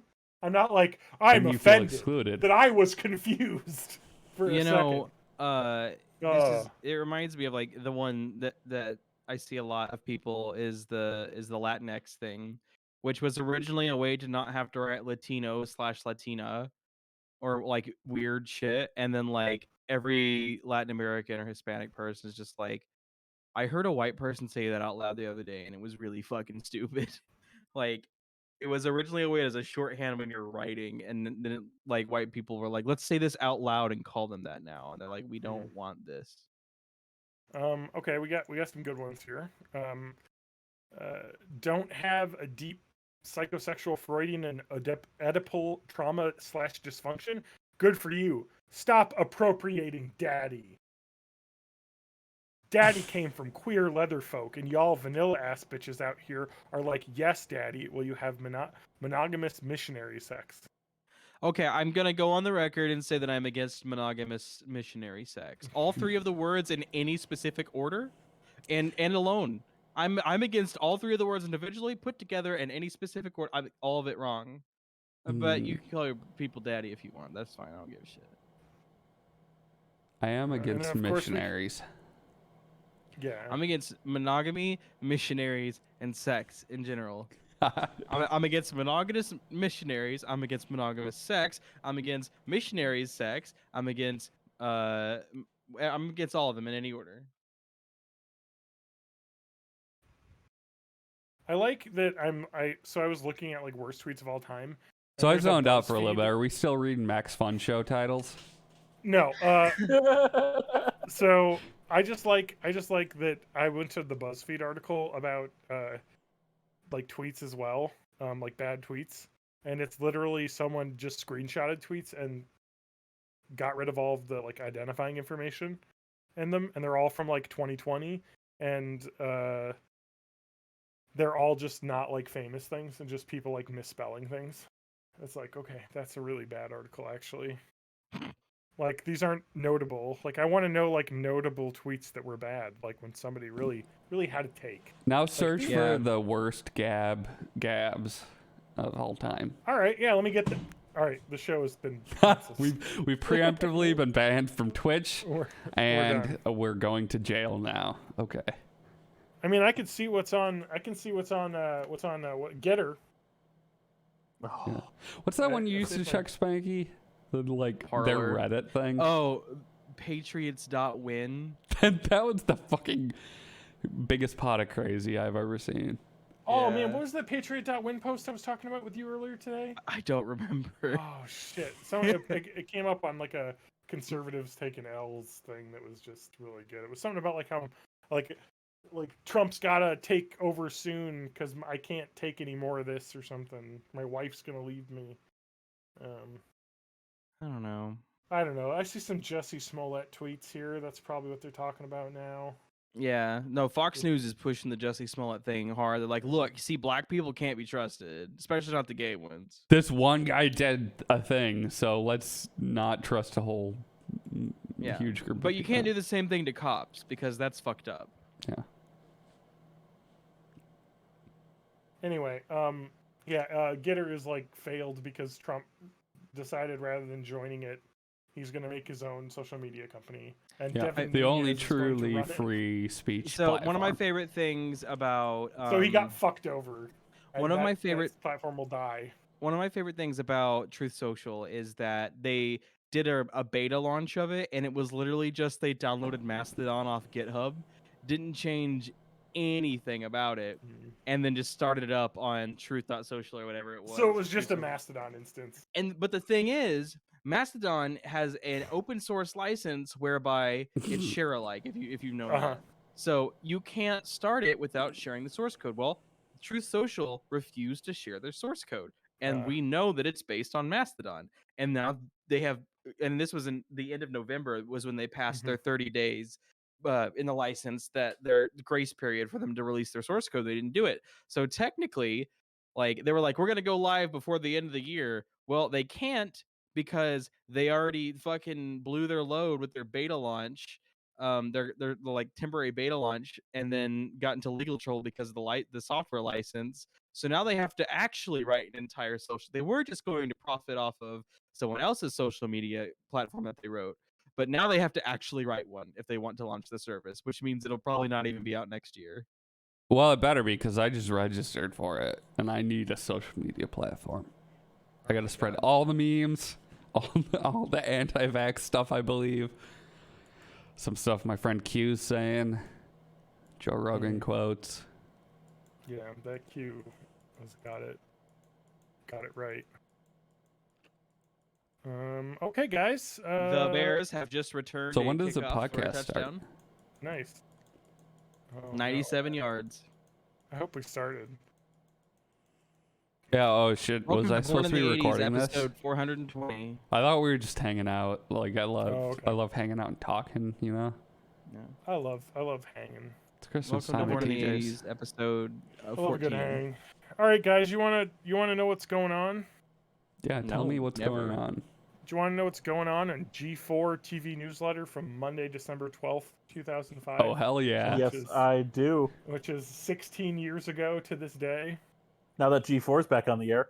Yeah. All Well, right. I thought is it like a Twitch channel now? No, I think it's actually on They're here. doing an actual channel too. All right, here They we should go. call it Well, no, G5. let's start with Attack of the Show daily thing. X-Play is very games focused. This is much more. We've got the guests Cy Timony and Miki Mia. Cy Timony, the real life MacGyver, swings by to talk about his book, Sneakier Uses for Everyday Things. And actress Mika Mia from the 40-Year-Old Virgin stops by to wax Brendan. So they're doing the like wax in the chest. I'm actually interested in that book. How do you spell that dude's first name? Sneakier Uses for Everyday Things. I have, dude, CYTYMONY. Cy-Timony. It's Dude, Cytomony. yeah, that book sounds like it's right up my alley. It does sound very cool. So actually, I kind of want to read that too. But anyway, remember they talked about the Found Footage Festival and like the previous one of these we talked about, and I was like, oh shit, that's like right when they started. Trillville. Atlanta Crunkologists, Trillville, first hit the hip hop scene in 1997. And the three members, Dirty Mouth, which is a sweet rapper name, Don P, and Lil LA were still in 9th grade. Dirty Mouth was the head MC. Okay, blah, blah, blah. They're doing a rap, billboard rap. Okay, guys, the Chronicles of Narnia, The Lion, the Witch, and the Wardrobe. Today's Free Play Friday is the demo version of the game Chronicles of Narnia, The Lion, the Witch, and the Wardrobe. Download the demo here. Let me click that link and see if that works. Oh my god, it might work. I think it's like a File Factory link, or is that down? Fileshack.com? Oh, the G4 website's up, though. It actually did a 404, so it's back up. All right, anyway. So there's sneaky uses for everyday things, super sneaky uses for everyday things, and sneaky green uses for everyday things. Oh, I'm so excited about these books. Okay, here we go. Chronicles of Narnia, The Lion, the Witch, and the Wardrobe. More than just a Free Play Friday, we're going to talk about the signs that it's going to be a cool movie. Here's some interesting Narnia facts. J.R.R. Tolkien and C.S. Lewis were pals and didn't like each other's fantasy worlds. C.S. Lewis was a hardcore Christian. Did you know he was a hardcore Christian and his stories are biblical allegories? I did, yes. It's like it's harder to be swept away by the idea of killing the evil Calormenes when you know they represent Muslims. I did not know that. Yeah. All right. The Narnia movies will be better than the books no matter what because you don't have to spend so much time reading. Because reading's for losers, gamers. All right. Okay, this is a great one. Comic stops by. Aziz Ansari in 2005. This is well Ooh. before he got any sort of famous. He was one of the 10 funniest New Yorkers you've never heard of. Rolling Wow. Stone magazine picked Aziz for their 2005 hot list. We think he's hilarious and have proof. Just follow the short films link to Aziz's website to watch episodes of Shutterbugs, which is a little web series he did. Did I watch Also, that? add Aziz to your MySpace. Nice. Woo! Oh, I love this. Let's see here. For your Comedy Central plan, you've probably seen his promos in Last Laugh 05. Premium Blend. Early next year, he'll be on. God damn, dude. He's in the UCB in LA. Okay, what else do we have? That's it. Let's look at what XPlay had on this day. So there's one for each. Oh, here get the games they did. Sorry, in their episode 5132. Okami, Mega Man 04, Magna Carta, Tears of Blood, Total Overdose, A Gunslinger's Tale in Mexico, and Gunstar Superheroes. Wow. A preview I think I saw of that Okami. episode. Yeah, dude. Stubbs the Zombie, Rebel Without a Pulse review. Wow, that recently just got released It again. just got a didn't it? Yes. re-release for like $40 or some shit. And they didn't even redo the graphics. Well, they also didn't get all the original music licensing because it had a bunch of God. skate punk, ska music in it. Yeah. And they didn't get all of that back. Quake 4 review. Oh man, Quake 4, huh? Remember that game? Mm-hmm. Exactly. Raw vs. Smackdown 2006. I had Worm- that and it was fucking good. They had that song Animal in it. Somebody help me change this animal I have become. So here it is. Their review, short review, is with its impressive list of options and features. It seems to have everything, but with a better wrestling engine, it would. So it sounds like there was lots of fun stuff you could do, but it just wasn't the best game. I think those Yeah. got really good. Around that 2010 era, when they had all the full storyline stuff that you could do, Yeah. where you could write your own backstage SmackDown scripts and- versus Raw 2006 had a storyline to it. Yeah, and yeah. It was really cool. And you could choose, there was obvious, I think there were 3 arcs in it, and you could choose in each one to decide if you were going to do, when or if you were going to do a heel turn. So you basically started off as a newbie, and you kind of weren't a face or a heel. You were just kind of a newbie. And based on the decision you made at the end of the first one, you either did your heel turn right there or you were a face. And you could go through the whole thing as a face, or you could do your heel turn inside of the bad guys, and then the third arc would change to the heel bad guy. It was really cool. All right.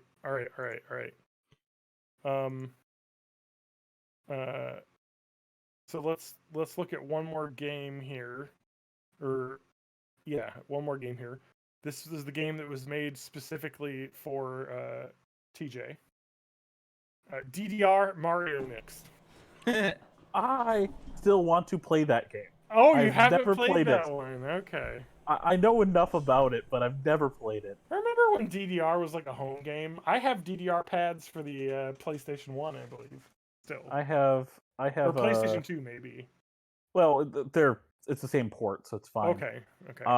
I have one of the flat pads, one of the third-party pads, and then the third party with the 1-inch thick foam in it. I still have them. Because I picked up, which one was it? It was the green case, DDR Extreme, and that one you could use the iToy camera. They had a mode that was one pad, and then the camera was facing you, and there were 2 little hand icons you had to do it. So I guess it was kind of like Just Dance before Just Dance was a thing. I like that this one from today as well for XPlay also had an ad for The Man Show. Jimmy and Adam made it. Premieres on G4 1010. Yep. So did reruns of The Man Show. A show that's definitely not problematic looking back at it. Yeah. Okay, we've got another attack of the show.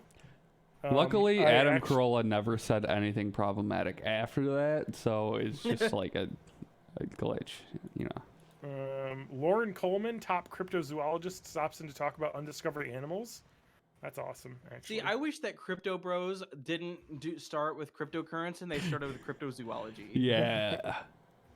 That would be a Less completely different, cryptocurrency, awesome... more cryptozoology. Don't miss That could be a Icons. t-shirt. In-depth look at Peter Jackson's soon-to-be blockbuster King Kong. It was pretty. It was a pretty movie. Mika Mia, the actress who waxed Steve Carell's chest in The 40-Year-Old Virgin, started working in her aunt's waxing parlor in Japan when she was only 9. That seems bad.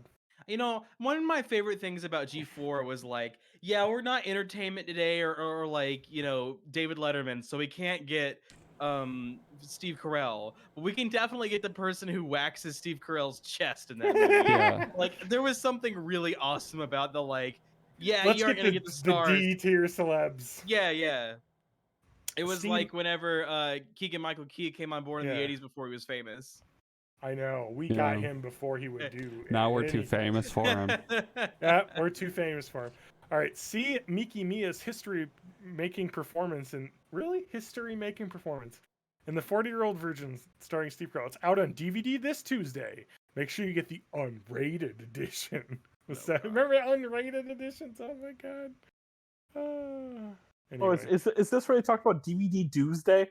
Yeah. Yeah. Okay, this is a great thing that existed. Page Turners of 2005. Bill Watterson, The Complete Calvin and Hobbes. This is the gigantic box set of all Calvin and Hobbes. Oh. The fucking hardcover one. I still want to buy it. I'm glad that, I believe. I'm glad that the price hasn't skyrocketed. The only reason why I don't buy it is because I have all of the other old ones in hardcover anyway, in the original collections.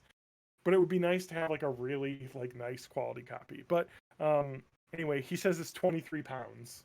The books. Holy crap! It is a massive amount of book. Everything Bad is Good for You. I don't remember. Make Magazine. That doesn't. I might have read that. I might have read Everything Bad is Good for You.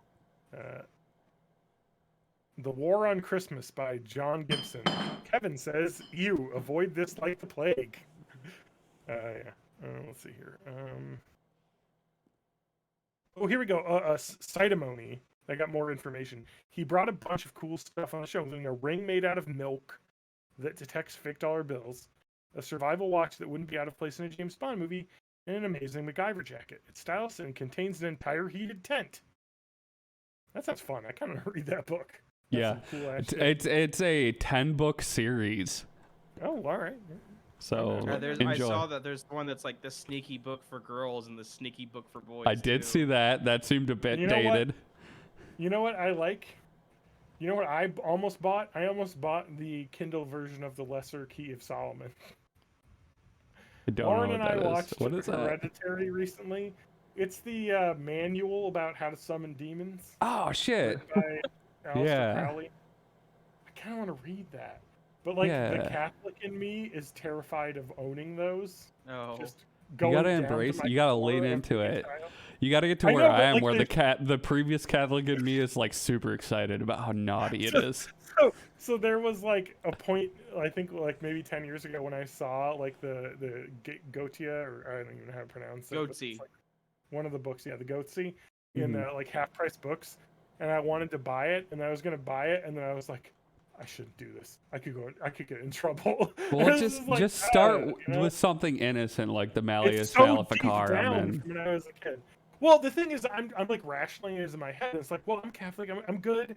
I'm not evil. I just want to know about it so I can protect myself from it. and then I'm summoning demons in 3 weeks. I'm just buying the chalk and it's just don't read anything aloud, and you should be fine.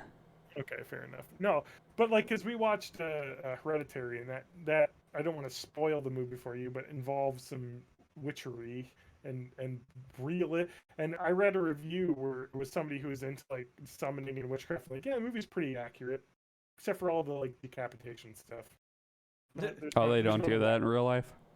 No, But like that's They a do bummer. more of it. The movie really downplayed the amount of decapitation. required They in some conditions. like yeah, sanitized there's it. so Yeah, much okay. more. Anyway, I just thought that was really neat. I want to read that, and the Kindle book was like $2. But then you like read the reviews, and they're just like, this isn't legit. Like, there's no actual like images of the rooms. Also, and so it's like, be careful. I got in some deep shit, and I'm like, what is happening with these people? well, What is also going like on? Aleister Crowley was fucked up all the time, so I'm sure the Yeah. book doesn't make like much sense. Yeah, I mean, but the thing is that what I've read is it reads like a textbook. It's like instructions, and it's like that's not necessarily what you want. Like what I want and what I found and what I got into was the Lesser Key of Solomon fandom wikia, which just like describes everything. And Just- that's it for me. Just start wanna reading the know what all- Invisibles, and you'll have all the occult shit you want. I just want to know what all the demons do. Is there any that can help me out? Just start reading the Invisibles. You'll learn all kinds of shit. Okay, It's a All very right, I'm good done comic talking. series. someone else talk. Matt, you bought a bunch of weird shit. Oh yeah, I went to the thrift store and I saw Macklemore. no. No, I still have a beef with him. I got a stereo and it's like a reel-to-reel tape player combo Those are from so the early fucking cool. 60s. The reel-to-reel tape, like, God, Yeah. I want one of those. Well, It and looks this is a cool. combo unit because it's right when like cassette tapes were starting to be introduced. So Okay. they were like, we can't just do cassette tapes because no one has those, so we'll do both. Well, like a reel-to-reel is like basically a giant cassette, not in a tape, basically, Yep. right? Yes, Yeah. except big- for cassettes are made out of some pretty like low. I mean, like they're made to be cheap, right? Like Yeah. like a cassette tape. Whereas reel to reel was like this is some premier ass magnetic It was tape. Like that's the what they had for good recordings back then. yeah, it was like hard drives. It was what they had for a hard drive. Like the best thing they had to store data on was magnetic tape. But I mean, Yeah. like the idea is the same. It's magnetic tape, just in. I got something else I don't think you guys have quality. seen. And you got a beta. I saw a beta player. He is a beta. No, I didn't grab the beta player because I bought a 16 millimeter film projector, and I was like, I don't need to film things that I don't know how to use and don't have any media Well, for. like the beta one, I think said not tested or whatever, and I was Yeah. like, And it was like I don't know. $100. Yeah, for I a was beta like, I don't player. want to deal with Nah. the headache if this isn't gonna work. This is a tape splicer from the early 60s that I got on Craigslist. That Oh, that's fucking cool. kicks ass. And so that's like literally what, and that is like if you watch old movies on how film editing happened, is literally what they did. Yeah. Was cut the This film. is- slice This it is and called the Robbins Industries Corp Gibson Girl. So I assume it was meant for like secretaries who were editing meeting notes or something. I don't know. I'm really Okay. fascinated by like clearly there's a reason why they called it the Gibson Girl, and I haven't figured it out yet. Yeah. But so yeah, I got that reel to reel. I got a phonograph, and all this stuff is like vintage 60s shit that is portable, quote unquote. So it all folds together in cases and weighs 1,000 pounds. And So and then the 16 millimeter projector. that reminds me of like a thing that existed, and I think they Found Footage Festival had a guy on their show, VCR Party Live, which is on Tuesdays. You should watch it. Where he would go and like collect, and this is a thing that existed, is like corporations in like the 50s and 60s and 70s would produce industrial musicals that they would perform at like conferences. And so there's like the Mighty O for Oldsmobile, or like, and they have like songs and dance numbers. They got like Broadway people to come in and write these things, Yeah. and they like exist, and like he like collects recordings and stuff of them. And it's like insane that like General Electric made like an industrial musical called "Go Fly a Kite" that's got a 2 LP set given to GE employees with a That's complete awesome. score. Like, and they were never intended to be commercially released. It was literally like, we're gonna have all of our GE executives and employees come to this event. We're gonna put on this musical about how great GE is, and all this song and dance, and then that's it. But it's like the idea of right now, like companies will do like video sizzle reels about their company. But like back then, of course, it was like, well, it's a musical. Let's do a live radio production or something. It's, oh man, I love that. That really like existed for so long. What was that one thing that happened recently with the company doing? It was the rap song produced by Purdue Pharma. Oh for, yeah, there was us the, selling was the- OxyContin. no, there was it was fentanyl. There was also a fentanyl dancing fentanyl spray bottle can about like rap and how you gotta Yeah, like sell fentanyl. Yeah, that's bad. That's kind of what this is, but like way You better. say it's bad, but it quality. sounds really funny. I think there's a Last Week Tonight episode John Oliver did about it.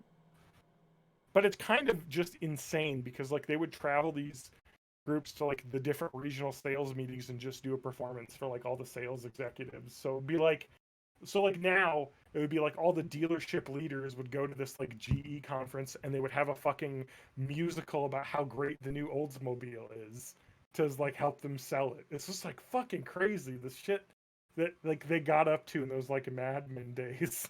Like with using a Gibson Girl, I'm sure, to fucking splice together Yeah. an audio version of that. Like, what the fuck? Oh, I wish I had a secretary though. That did all my work for me. I mean, just get like I could just Siri or I could something. be like Mad Men, where I just drink all day, and the secretary does all the work. It's great. That's the That'd be future that big tech is trying to make for us. That's why digital assistants are a thing. That reminds me of. That's why they all come with female voices, because, Yeah. misogyny.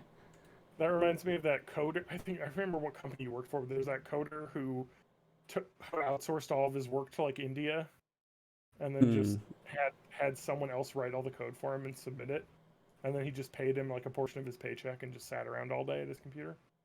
That's thinking. Yeah. Gotta get someone to do that. That's the future. That's like gig economy, right?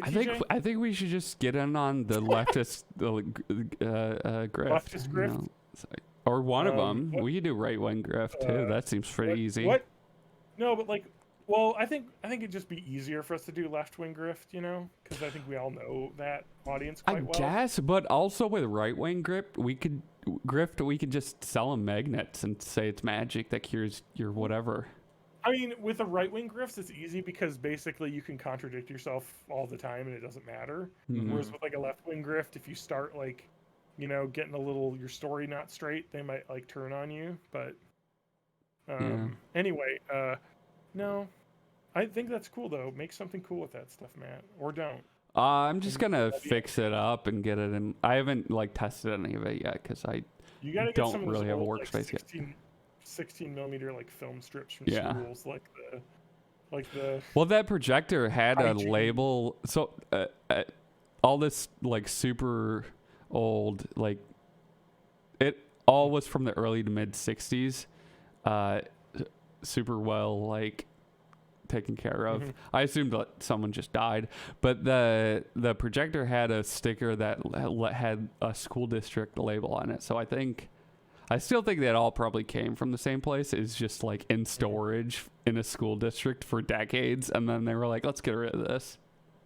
So it like the rubber stuff degrades over time, so belts and like tape heads and stuff will need to be replaced. But other than that, they all look like they're in really great condition. So I'm excited. Everything's coming up. Profits. Profits. The golden age of It'll be a industrial- display thing in that closet maybe eventually, because the printers have moved. They've come out of the closet. They're so brave. So that's a plug for I think a book maybe that he made. Steve Young, who used to write for The Late Show with David Letterman, revisited the forgotten world of industrial musicals, and everything's coming up. Profits, the golden age of industrial musicals. It's like a book. They just went and found people that like worked on these shows and stuff, which is just like insane. Nice. which I thought that was the guy that was on that episode, so I wanted to give him a shout out. Yeah, so cool. What about TJ? You said you're just door dashing yourself to death. Yeah. You're asleep. Well, door dashing, Uber Eatsing, whatever's paying at that particular moment. I'm jumping between apps. You're an app jumper. Are you one of those like when you would get like an Uber ride and they would have both the Lyft and Uber? Oh, no, I don't have them both running simultaneously. I intentionally will only have one going at a particular time. I'm not an asshole. Okay, good for you. What about Spanky? What are you up to? Playing The Witcher 3 right now? No, I'm just pretending like I'm playing a video game Oh, okay. to make myself seem more engaged. Did you ever do that when you were a kid?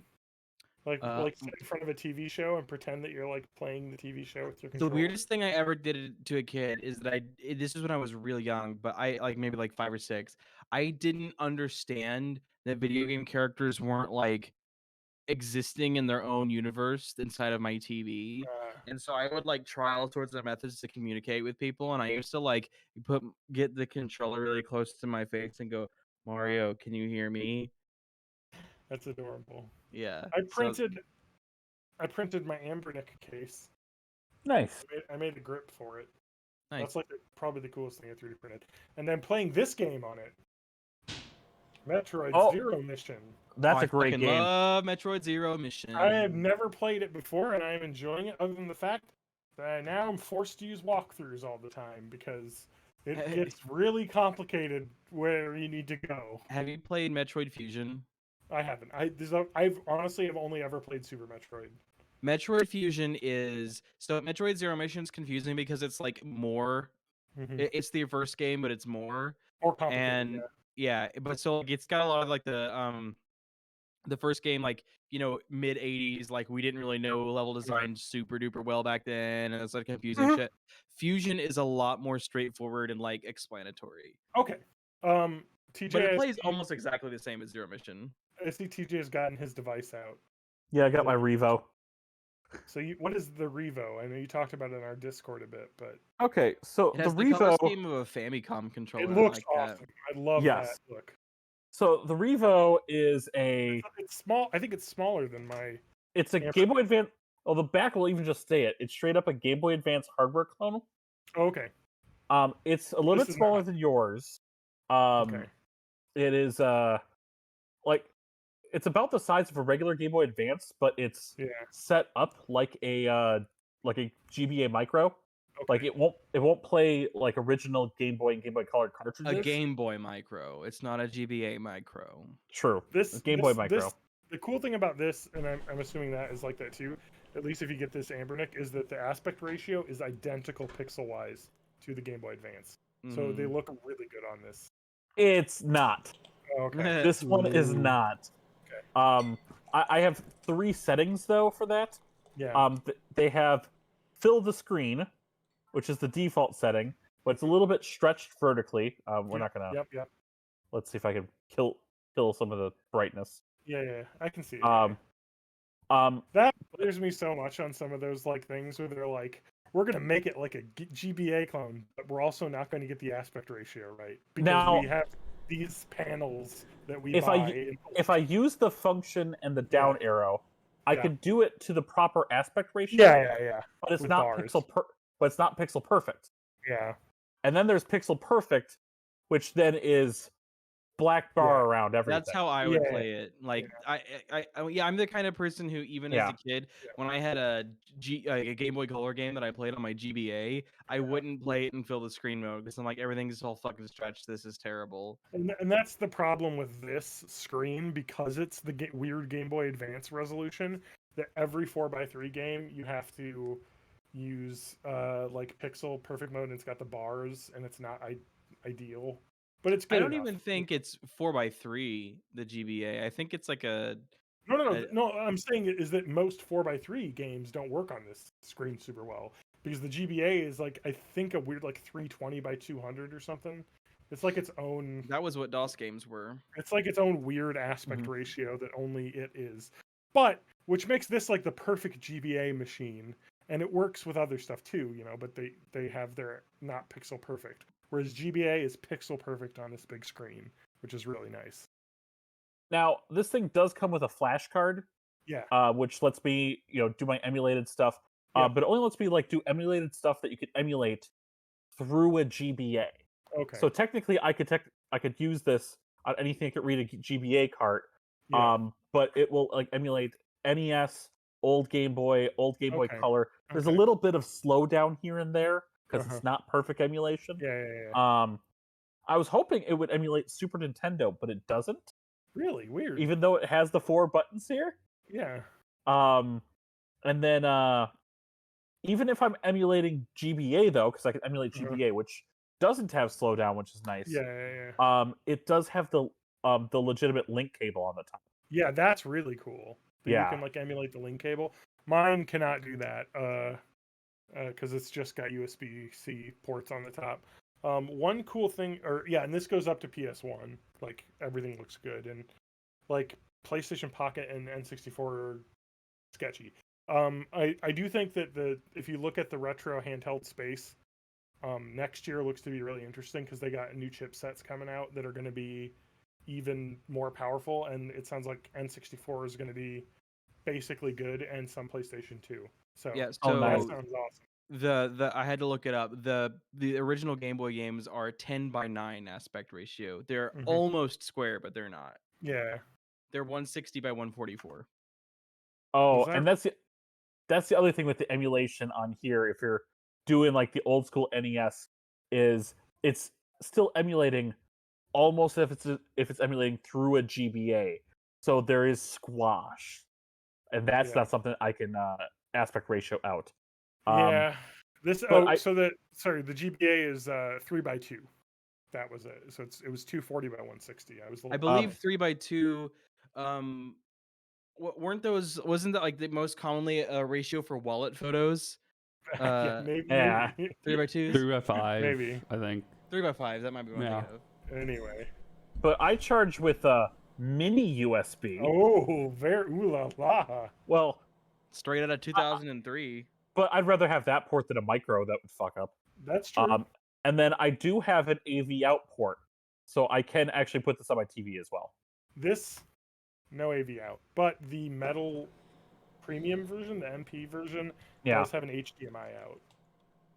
HDMI mini out to HDMI, so that's kind of cool. You can hook it up to your TV and it actually has Bluetooth as well, so you could get a Bluetooth controller. Oh, that's cool. Yeah, but this was 100, that was 160, and I was like, I'm gonna play it handheld, so I don't need to spend the extra. This doesn't have Wi-Fi, which sucks.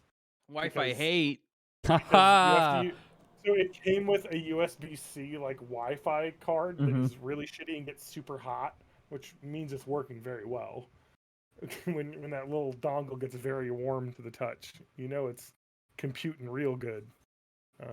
Anyway, I don't know. Does anyone else have anything? Spanky, anything else you want to chat about before we end the episode and watch the rest of the Packer game? No, Wow. I haven't really been doing anything. Witcher 3. I've been playing Witcher, but I'll talk about Witcher. I assume at the end of this week, I'll have seen all of the new Witcher season. I'll have finished Blood of Elves, my third read through of that book, and I'll have beaten Witcher 3. So I'm just gonna wait and geek out about Witcher until next time. Your tree is rotating now. I turned it on. DJ's tree is rotating. That's very And cool. if I do it this way, you see them tree. rotating in opposite directions. I want a rotating tree. That's so cool. I don't, because my cats would just fucking destroy it. Well, my cats like to chew on the tree. Plus, John, Rodrigo's you have to have a place favorite foods are. John, if you had a rotating tree, your Harry Potter ornaments couldn't be shoved to the back. Oh, I know. We got handmade Harry Potter ornaments as a gift years ago, and I have to put them up because they were a handmade. Because of your gift from a family turf. member. But we put them in the back of the tree where you can't see them, so they're up. I should mention that if you do emulate a Game Boy game that has the border, it does emulate part of the border. It doesn't do top and bottom, but the trading card game, that's dangerous. Oh yeah, it's a great game though. I know, it's very good. I played a whole bunch of that. Anyway, so that's my life. I'm 3D printing toilets as ornaments. Well, that's cool. It's gonna have 2021 resting in the bowl, so that's the year it was. And I bought this. I have a Michaels account now, and I buy loads of crafting supplies. Is where I'm at in my life. So I what bought is ribbon.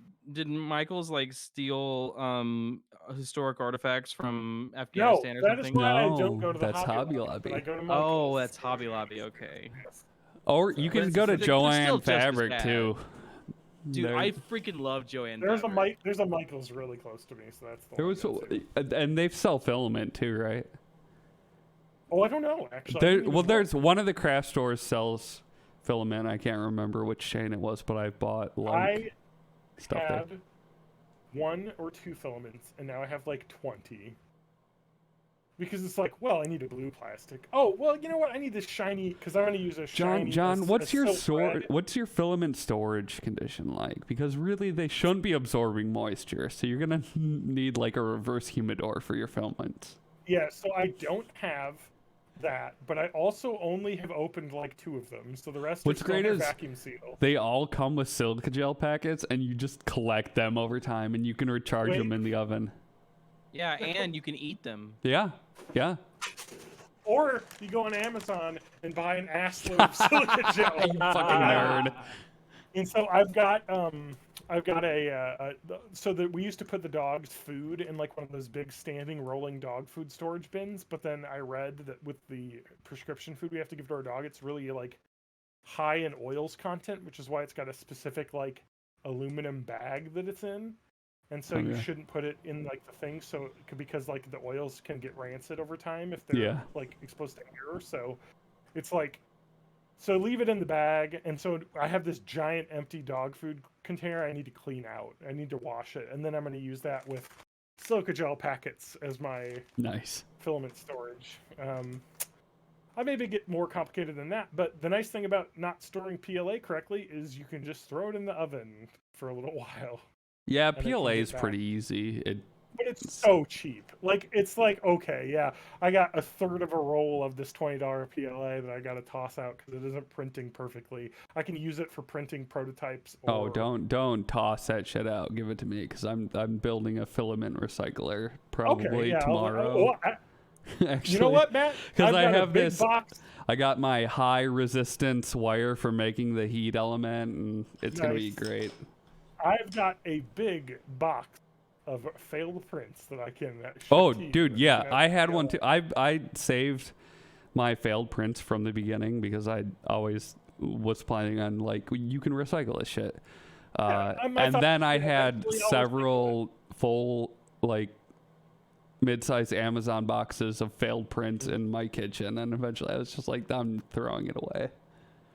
I mean, it is biodegradable, so Eh. it will. It will Eventually. It'll take thousands of years Yeah. instead of tens of thousands Yeah. of years. to The degrade, so- environmental friendliness of PLA is greatly exaggerated.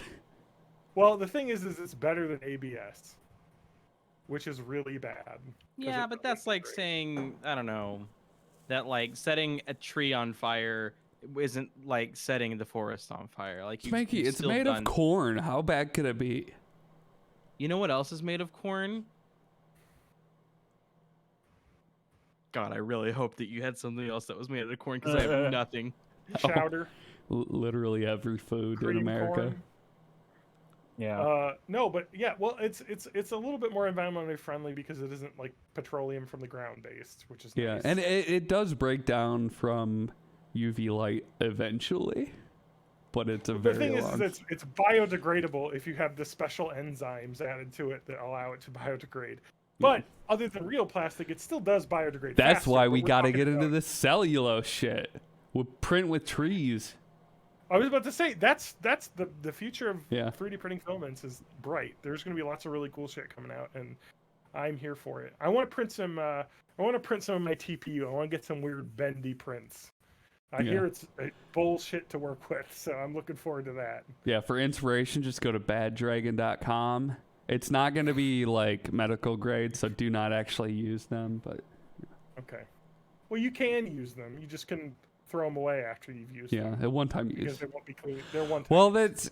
I mean, go on any of the 3D printing subreddits and mention food safety, and a bunch of people will jump down your throat and be, oh, the brass nozzles might have lead traces in it, and blah blah blah. Bitch, everything you eat and drink has traces of lead in it. Yeah. It's everywhere. Especially because I eat so much lead. What was that company that did All the the thing paint. and they were like, we tried to find blood or without our it was DuPont. DuPont like made some chemical. I forget a what company it was. I've never worked for. Yeah. um, yeah. So DuPont made like it, some It was chemical. PFAS. I It was believe. PFAS, and they were Yes. trying to find like humans who didn't have it in their blood.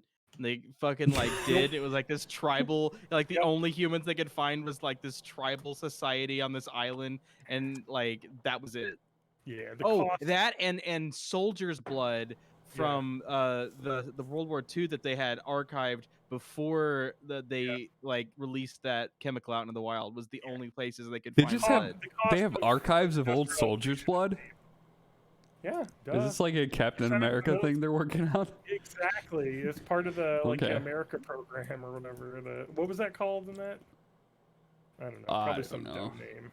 Operation Paperclip, Operation First Soldier or some dumb name. Anyway. Operation Ubermensch. That probably existed, but probably not on the American side. Well, that in the Captain America lore, there is like I read a couple of Captain America comics, and they are like former Nazis that came over and had this whole like like the whole Captain America thing is very Ubermensch Nazi kind of thing. So what you're saying is that Captain America is secretly a Hydra agent. Well, there's that whole scene in Age of Ultron where Colby Smulders is like the fucking Quicksilver and Scarlet Witch. We have to put them down. And Captain America's like, yeah, what kind of a monster would let a German scientist experiment on them to protect their country? So he knows what he is. Anyway, let's end the episode with talking about German war experiments. And that is it. Thank you for watching. Just Operation Paperclip. Look it up. Don't experiment on Those damn- humans. Those Nazis got us to the moon. The only thing going to the moon now is cryptocurrency. Yeah. Yeah. I am just loving this crypto crash that's going to happen. Mhm. Did you see the clip of Keanu Reeves laughing about how stupid NFTs are? Because it's fucking glorious. Ugh, Keanu No, Reeves but that continues to sounds impress. nice. You should look it up. There's like a crypto guy doing like a fucking interview with him and Carrie Ann Moss, and he just laughs about how they just can right click. Hey, It's like, oh, he's Did that fun. movie come I out? like him. It's coming out soon. It's Okay. December 22nd. Like the whole movie release timeline is so screwed up for me now because there's stuff that's just coming out that I saw years ago, and like I'm so confused about when movies are coming out. Lauren and I are rewatching the Matrix series. We watched the first one this weekend, and it motherfucking holds up. That movie is so good. Yeah. And I'm looking forward to them continuing to not hold up as much each one. Yeah. So. Yeah. But they're fun. They look cool. So the thing about the Matrix movies is that as they came out, Reloaded got a shit on a lot because Yeah. Reloaded and Revolutions came out the same year. Yeah. It was Yeah. gonna be a sequel movie, and Oh, it just ballooned into 2 entire fucking movies. So Yeah. within 12 months, was both of the sequels came out. Yeah. And Reloaded got shit on a whole bunch because it was introducing a lot of new stuff and new story elements and new characters and stuff like that to the show, but it didn't really tie up any of the plots that introduced because those were meant to be tied up in Revolution. So it got shit on a lot. But upon rewatch, once you've seen it before and you know where it's going, Reloaded is like a fucking amazing movie because it's got like all of the like quotable and like remembered scenes from that show that aren't from the first movie. They're in Reloaded. That Yeah. movie's fucking They're good. Avenging, the key dude, I love him, and the Agent Smith inhabiting somebody's body. That's fucking awesome. Yeah. Yeah, there's some cool shit from that, and I'm looking forward to the fucking the highway chase scene with my sound bar and much larger TV than I had the last time I watched it. Yeah. So like Reloaded holds up so much better than it did back then, not because Yeah. it's a particularly better movie, but because the expectation now is just this is Matrix 2 of 3, and back then it was this is the new Matrix movie. I do Yeah. specifically remember as a child driving to Dubuque because they were playing the Matrix Revolutions at midnight with my no, it wasn't Dubuque, it was Madison. Sorry, from my podunk little town, blasting the Matrix Reloaded or whatever Reloaded soundtrack that I had bought, but without seeing the movie on the way up. I had a with my ripped copy of that thing. And Hell fucking, yeah. oh god, it slapped, and that was such a great drive. And then we watched the movie and we were like, that was all right. It's because it was right, a cool there's so much highway scene. exposition. There's so much exposition in it that's like that only makes sense after you've seen all of it, and then it's So like the whole thing about the Matrix is that and they'll probably do this in this movie, and a lot of people didn't get this, but it was super fucking obvious.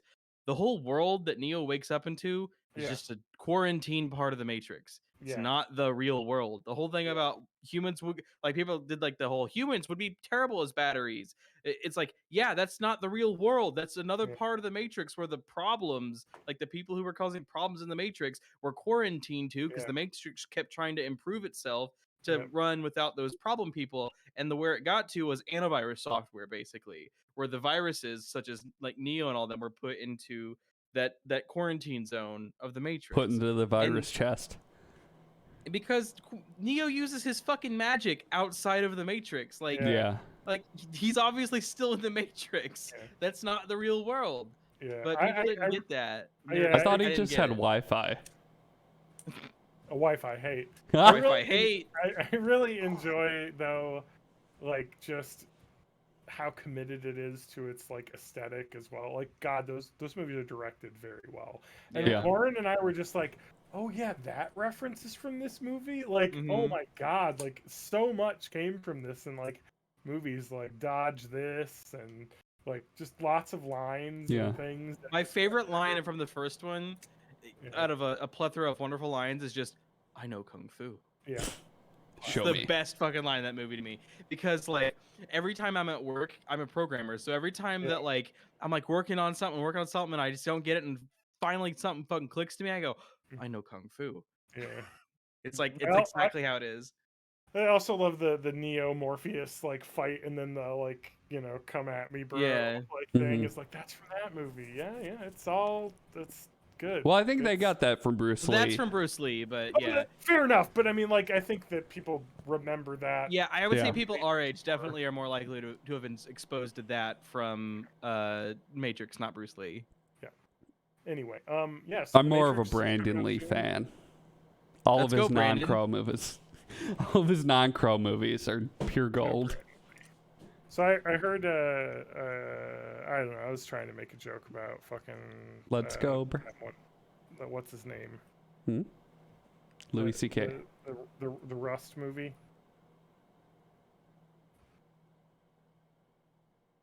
Alec Baldwin. Oh, yeah. Yeah. I was gonna say Brandon Lee's next project is Rust with Alec Baldwin. You know, it's like really easy to make a prop gun and I have a lot of 3D prints saved that are just replicas of guns.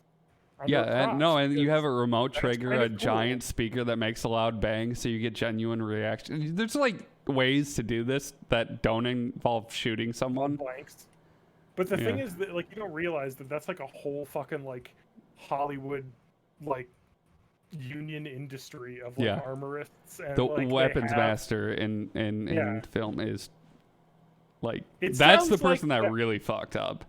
It's from what everything that started to come out from the set and people, it sounds like that weapon master was not really doing their QA or due diligence. And it's weird that were like not being checked our college plays had stricter like weapon handling procedures than that movie, and they had actual blanks. Like, we were using the prop guns to shoot cans and stuff a couple days ago. Like, oh, they had live rounds in it at some point? I feel like once a gun is designated as a prop weapon, it should never have any live rounds anywhere near because then you get the Brandon Lee thing where something fell into the barrel and then the blank projected it into his heart. It should Yeah. never be used as a real gun once it becomes a prop gun. But that was just, but the thing is, when you're a producer or something, you trust the weapon master knows their business, and they didn't in this case. And someone died, which really sucks. Yeah. Anyway, we're born in the 80s. You can find us at So we partyplatypus.com. went from German experimentation to people dying in horrible tragedies on set. Okay. Yeah. Yeah, that's born in the 80s, promise. We'll leave Yep. you down. I'm John_Danger. You can find me on the health site, twitter.com at Ann Coulter. I'm Spanky.works. You can't find me anywhere because I'm hidden from the internet. I'm John Danger. You can find me at real_Lance on Twitter. That has That been account deleted no for a longer while. exists. Yeah. I am discord.borninthE80s.net. You can find my work over at matthagmusic.com. I wish I would have archived all those tweets. Oh, man. It's probably on the Wayback Machine somewhere. No, because we would have had to tell the Wayback Machine to archive it. It doesn't just archive all tweets ever. No. All I Apparently, know- it did for a while. And that All started I- getting out of hand in like 2010. All I know is that in 2019, Thinking Critical, Wes from TC, joins comics aficionados at Science Jesus, at Just Pele, at -1digit, at RealLance_man. No longer a link because that account doesn't exist anymore. Yeah. At Ash1138 at 10 a.m. Eastern. Hashtag DC Comics. He used to do live DC Comics chat podcast Yeah. Mm.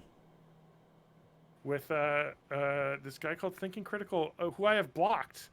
Yeah. I People I that did are not know really I into blocked him. calling themselves critical thinkers online are mostly just assholes. I did not know that he was blocked, but I didn't even know he was related to Lance in any way, but somehow got blocked. I got to imagine it's real bad. I remember looking at that stuff. It's very much like this DC writer is ruining comics because they're trying to put all the emphasis on the female leads. It's that Yeah. kind of Yeah. shit. It's the comics gate insane shit. The woke DC writers. And then Marvel is like, how come our comics can't get a wider audience? Because your fans are nightmares. I remember the first time I realized that comics were ridiculously like not like women weren't a part of it, and it was when DC did their New 52.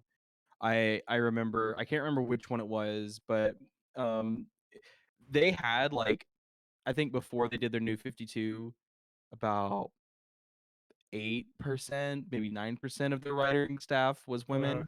It went down to less than 1% because there was one woman who worked on the entire writing staff across all of DC's properties. That's crazy. It was Like, really fucked up. what's crazy is especially with what they're drawing from for Marvel, the interesting stuff, the cool stories, they're all from like the late 90s or more recent, because before that it was just like same old boring shit. Yeah. I will mention.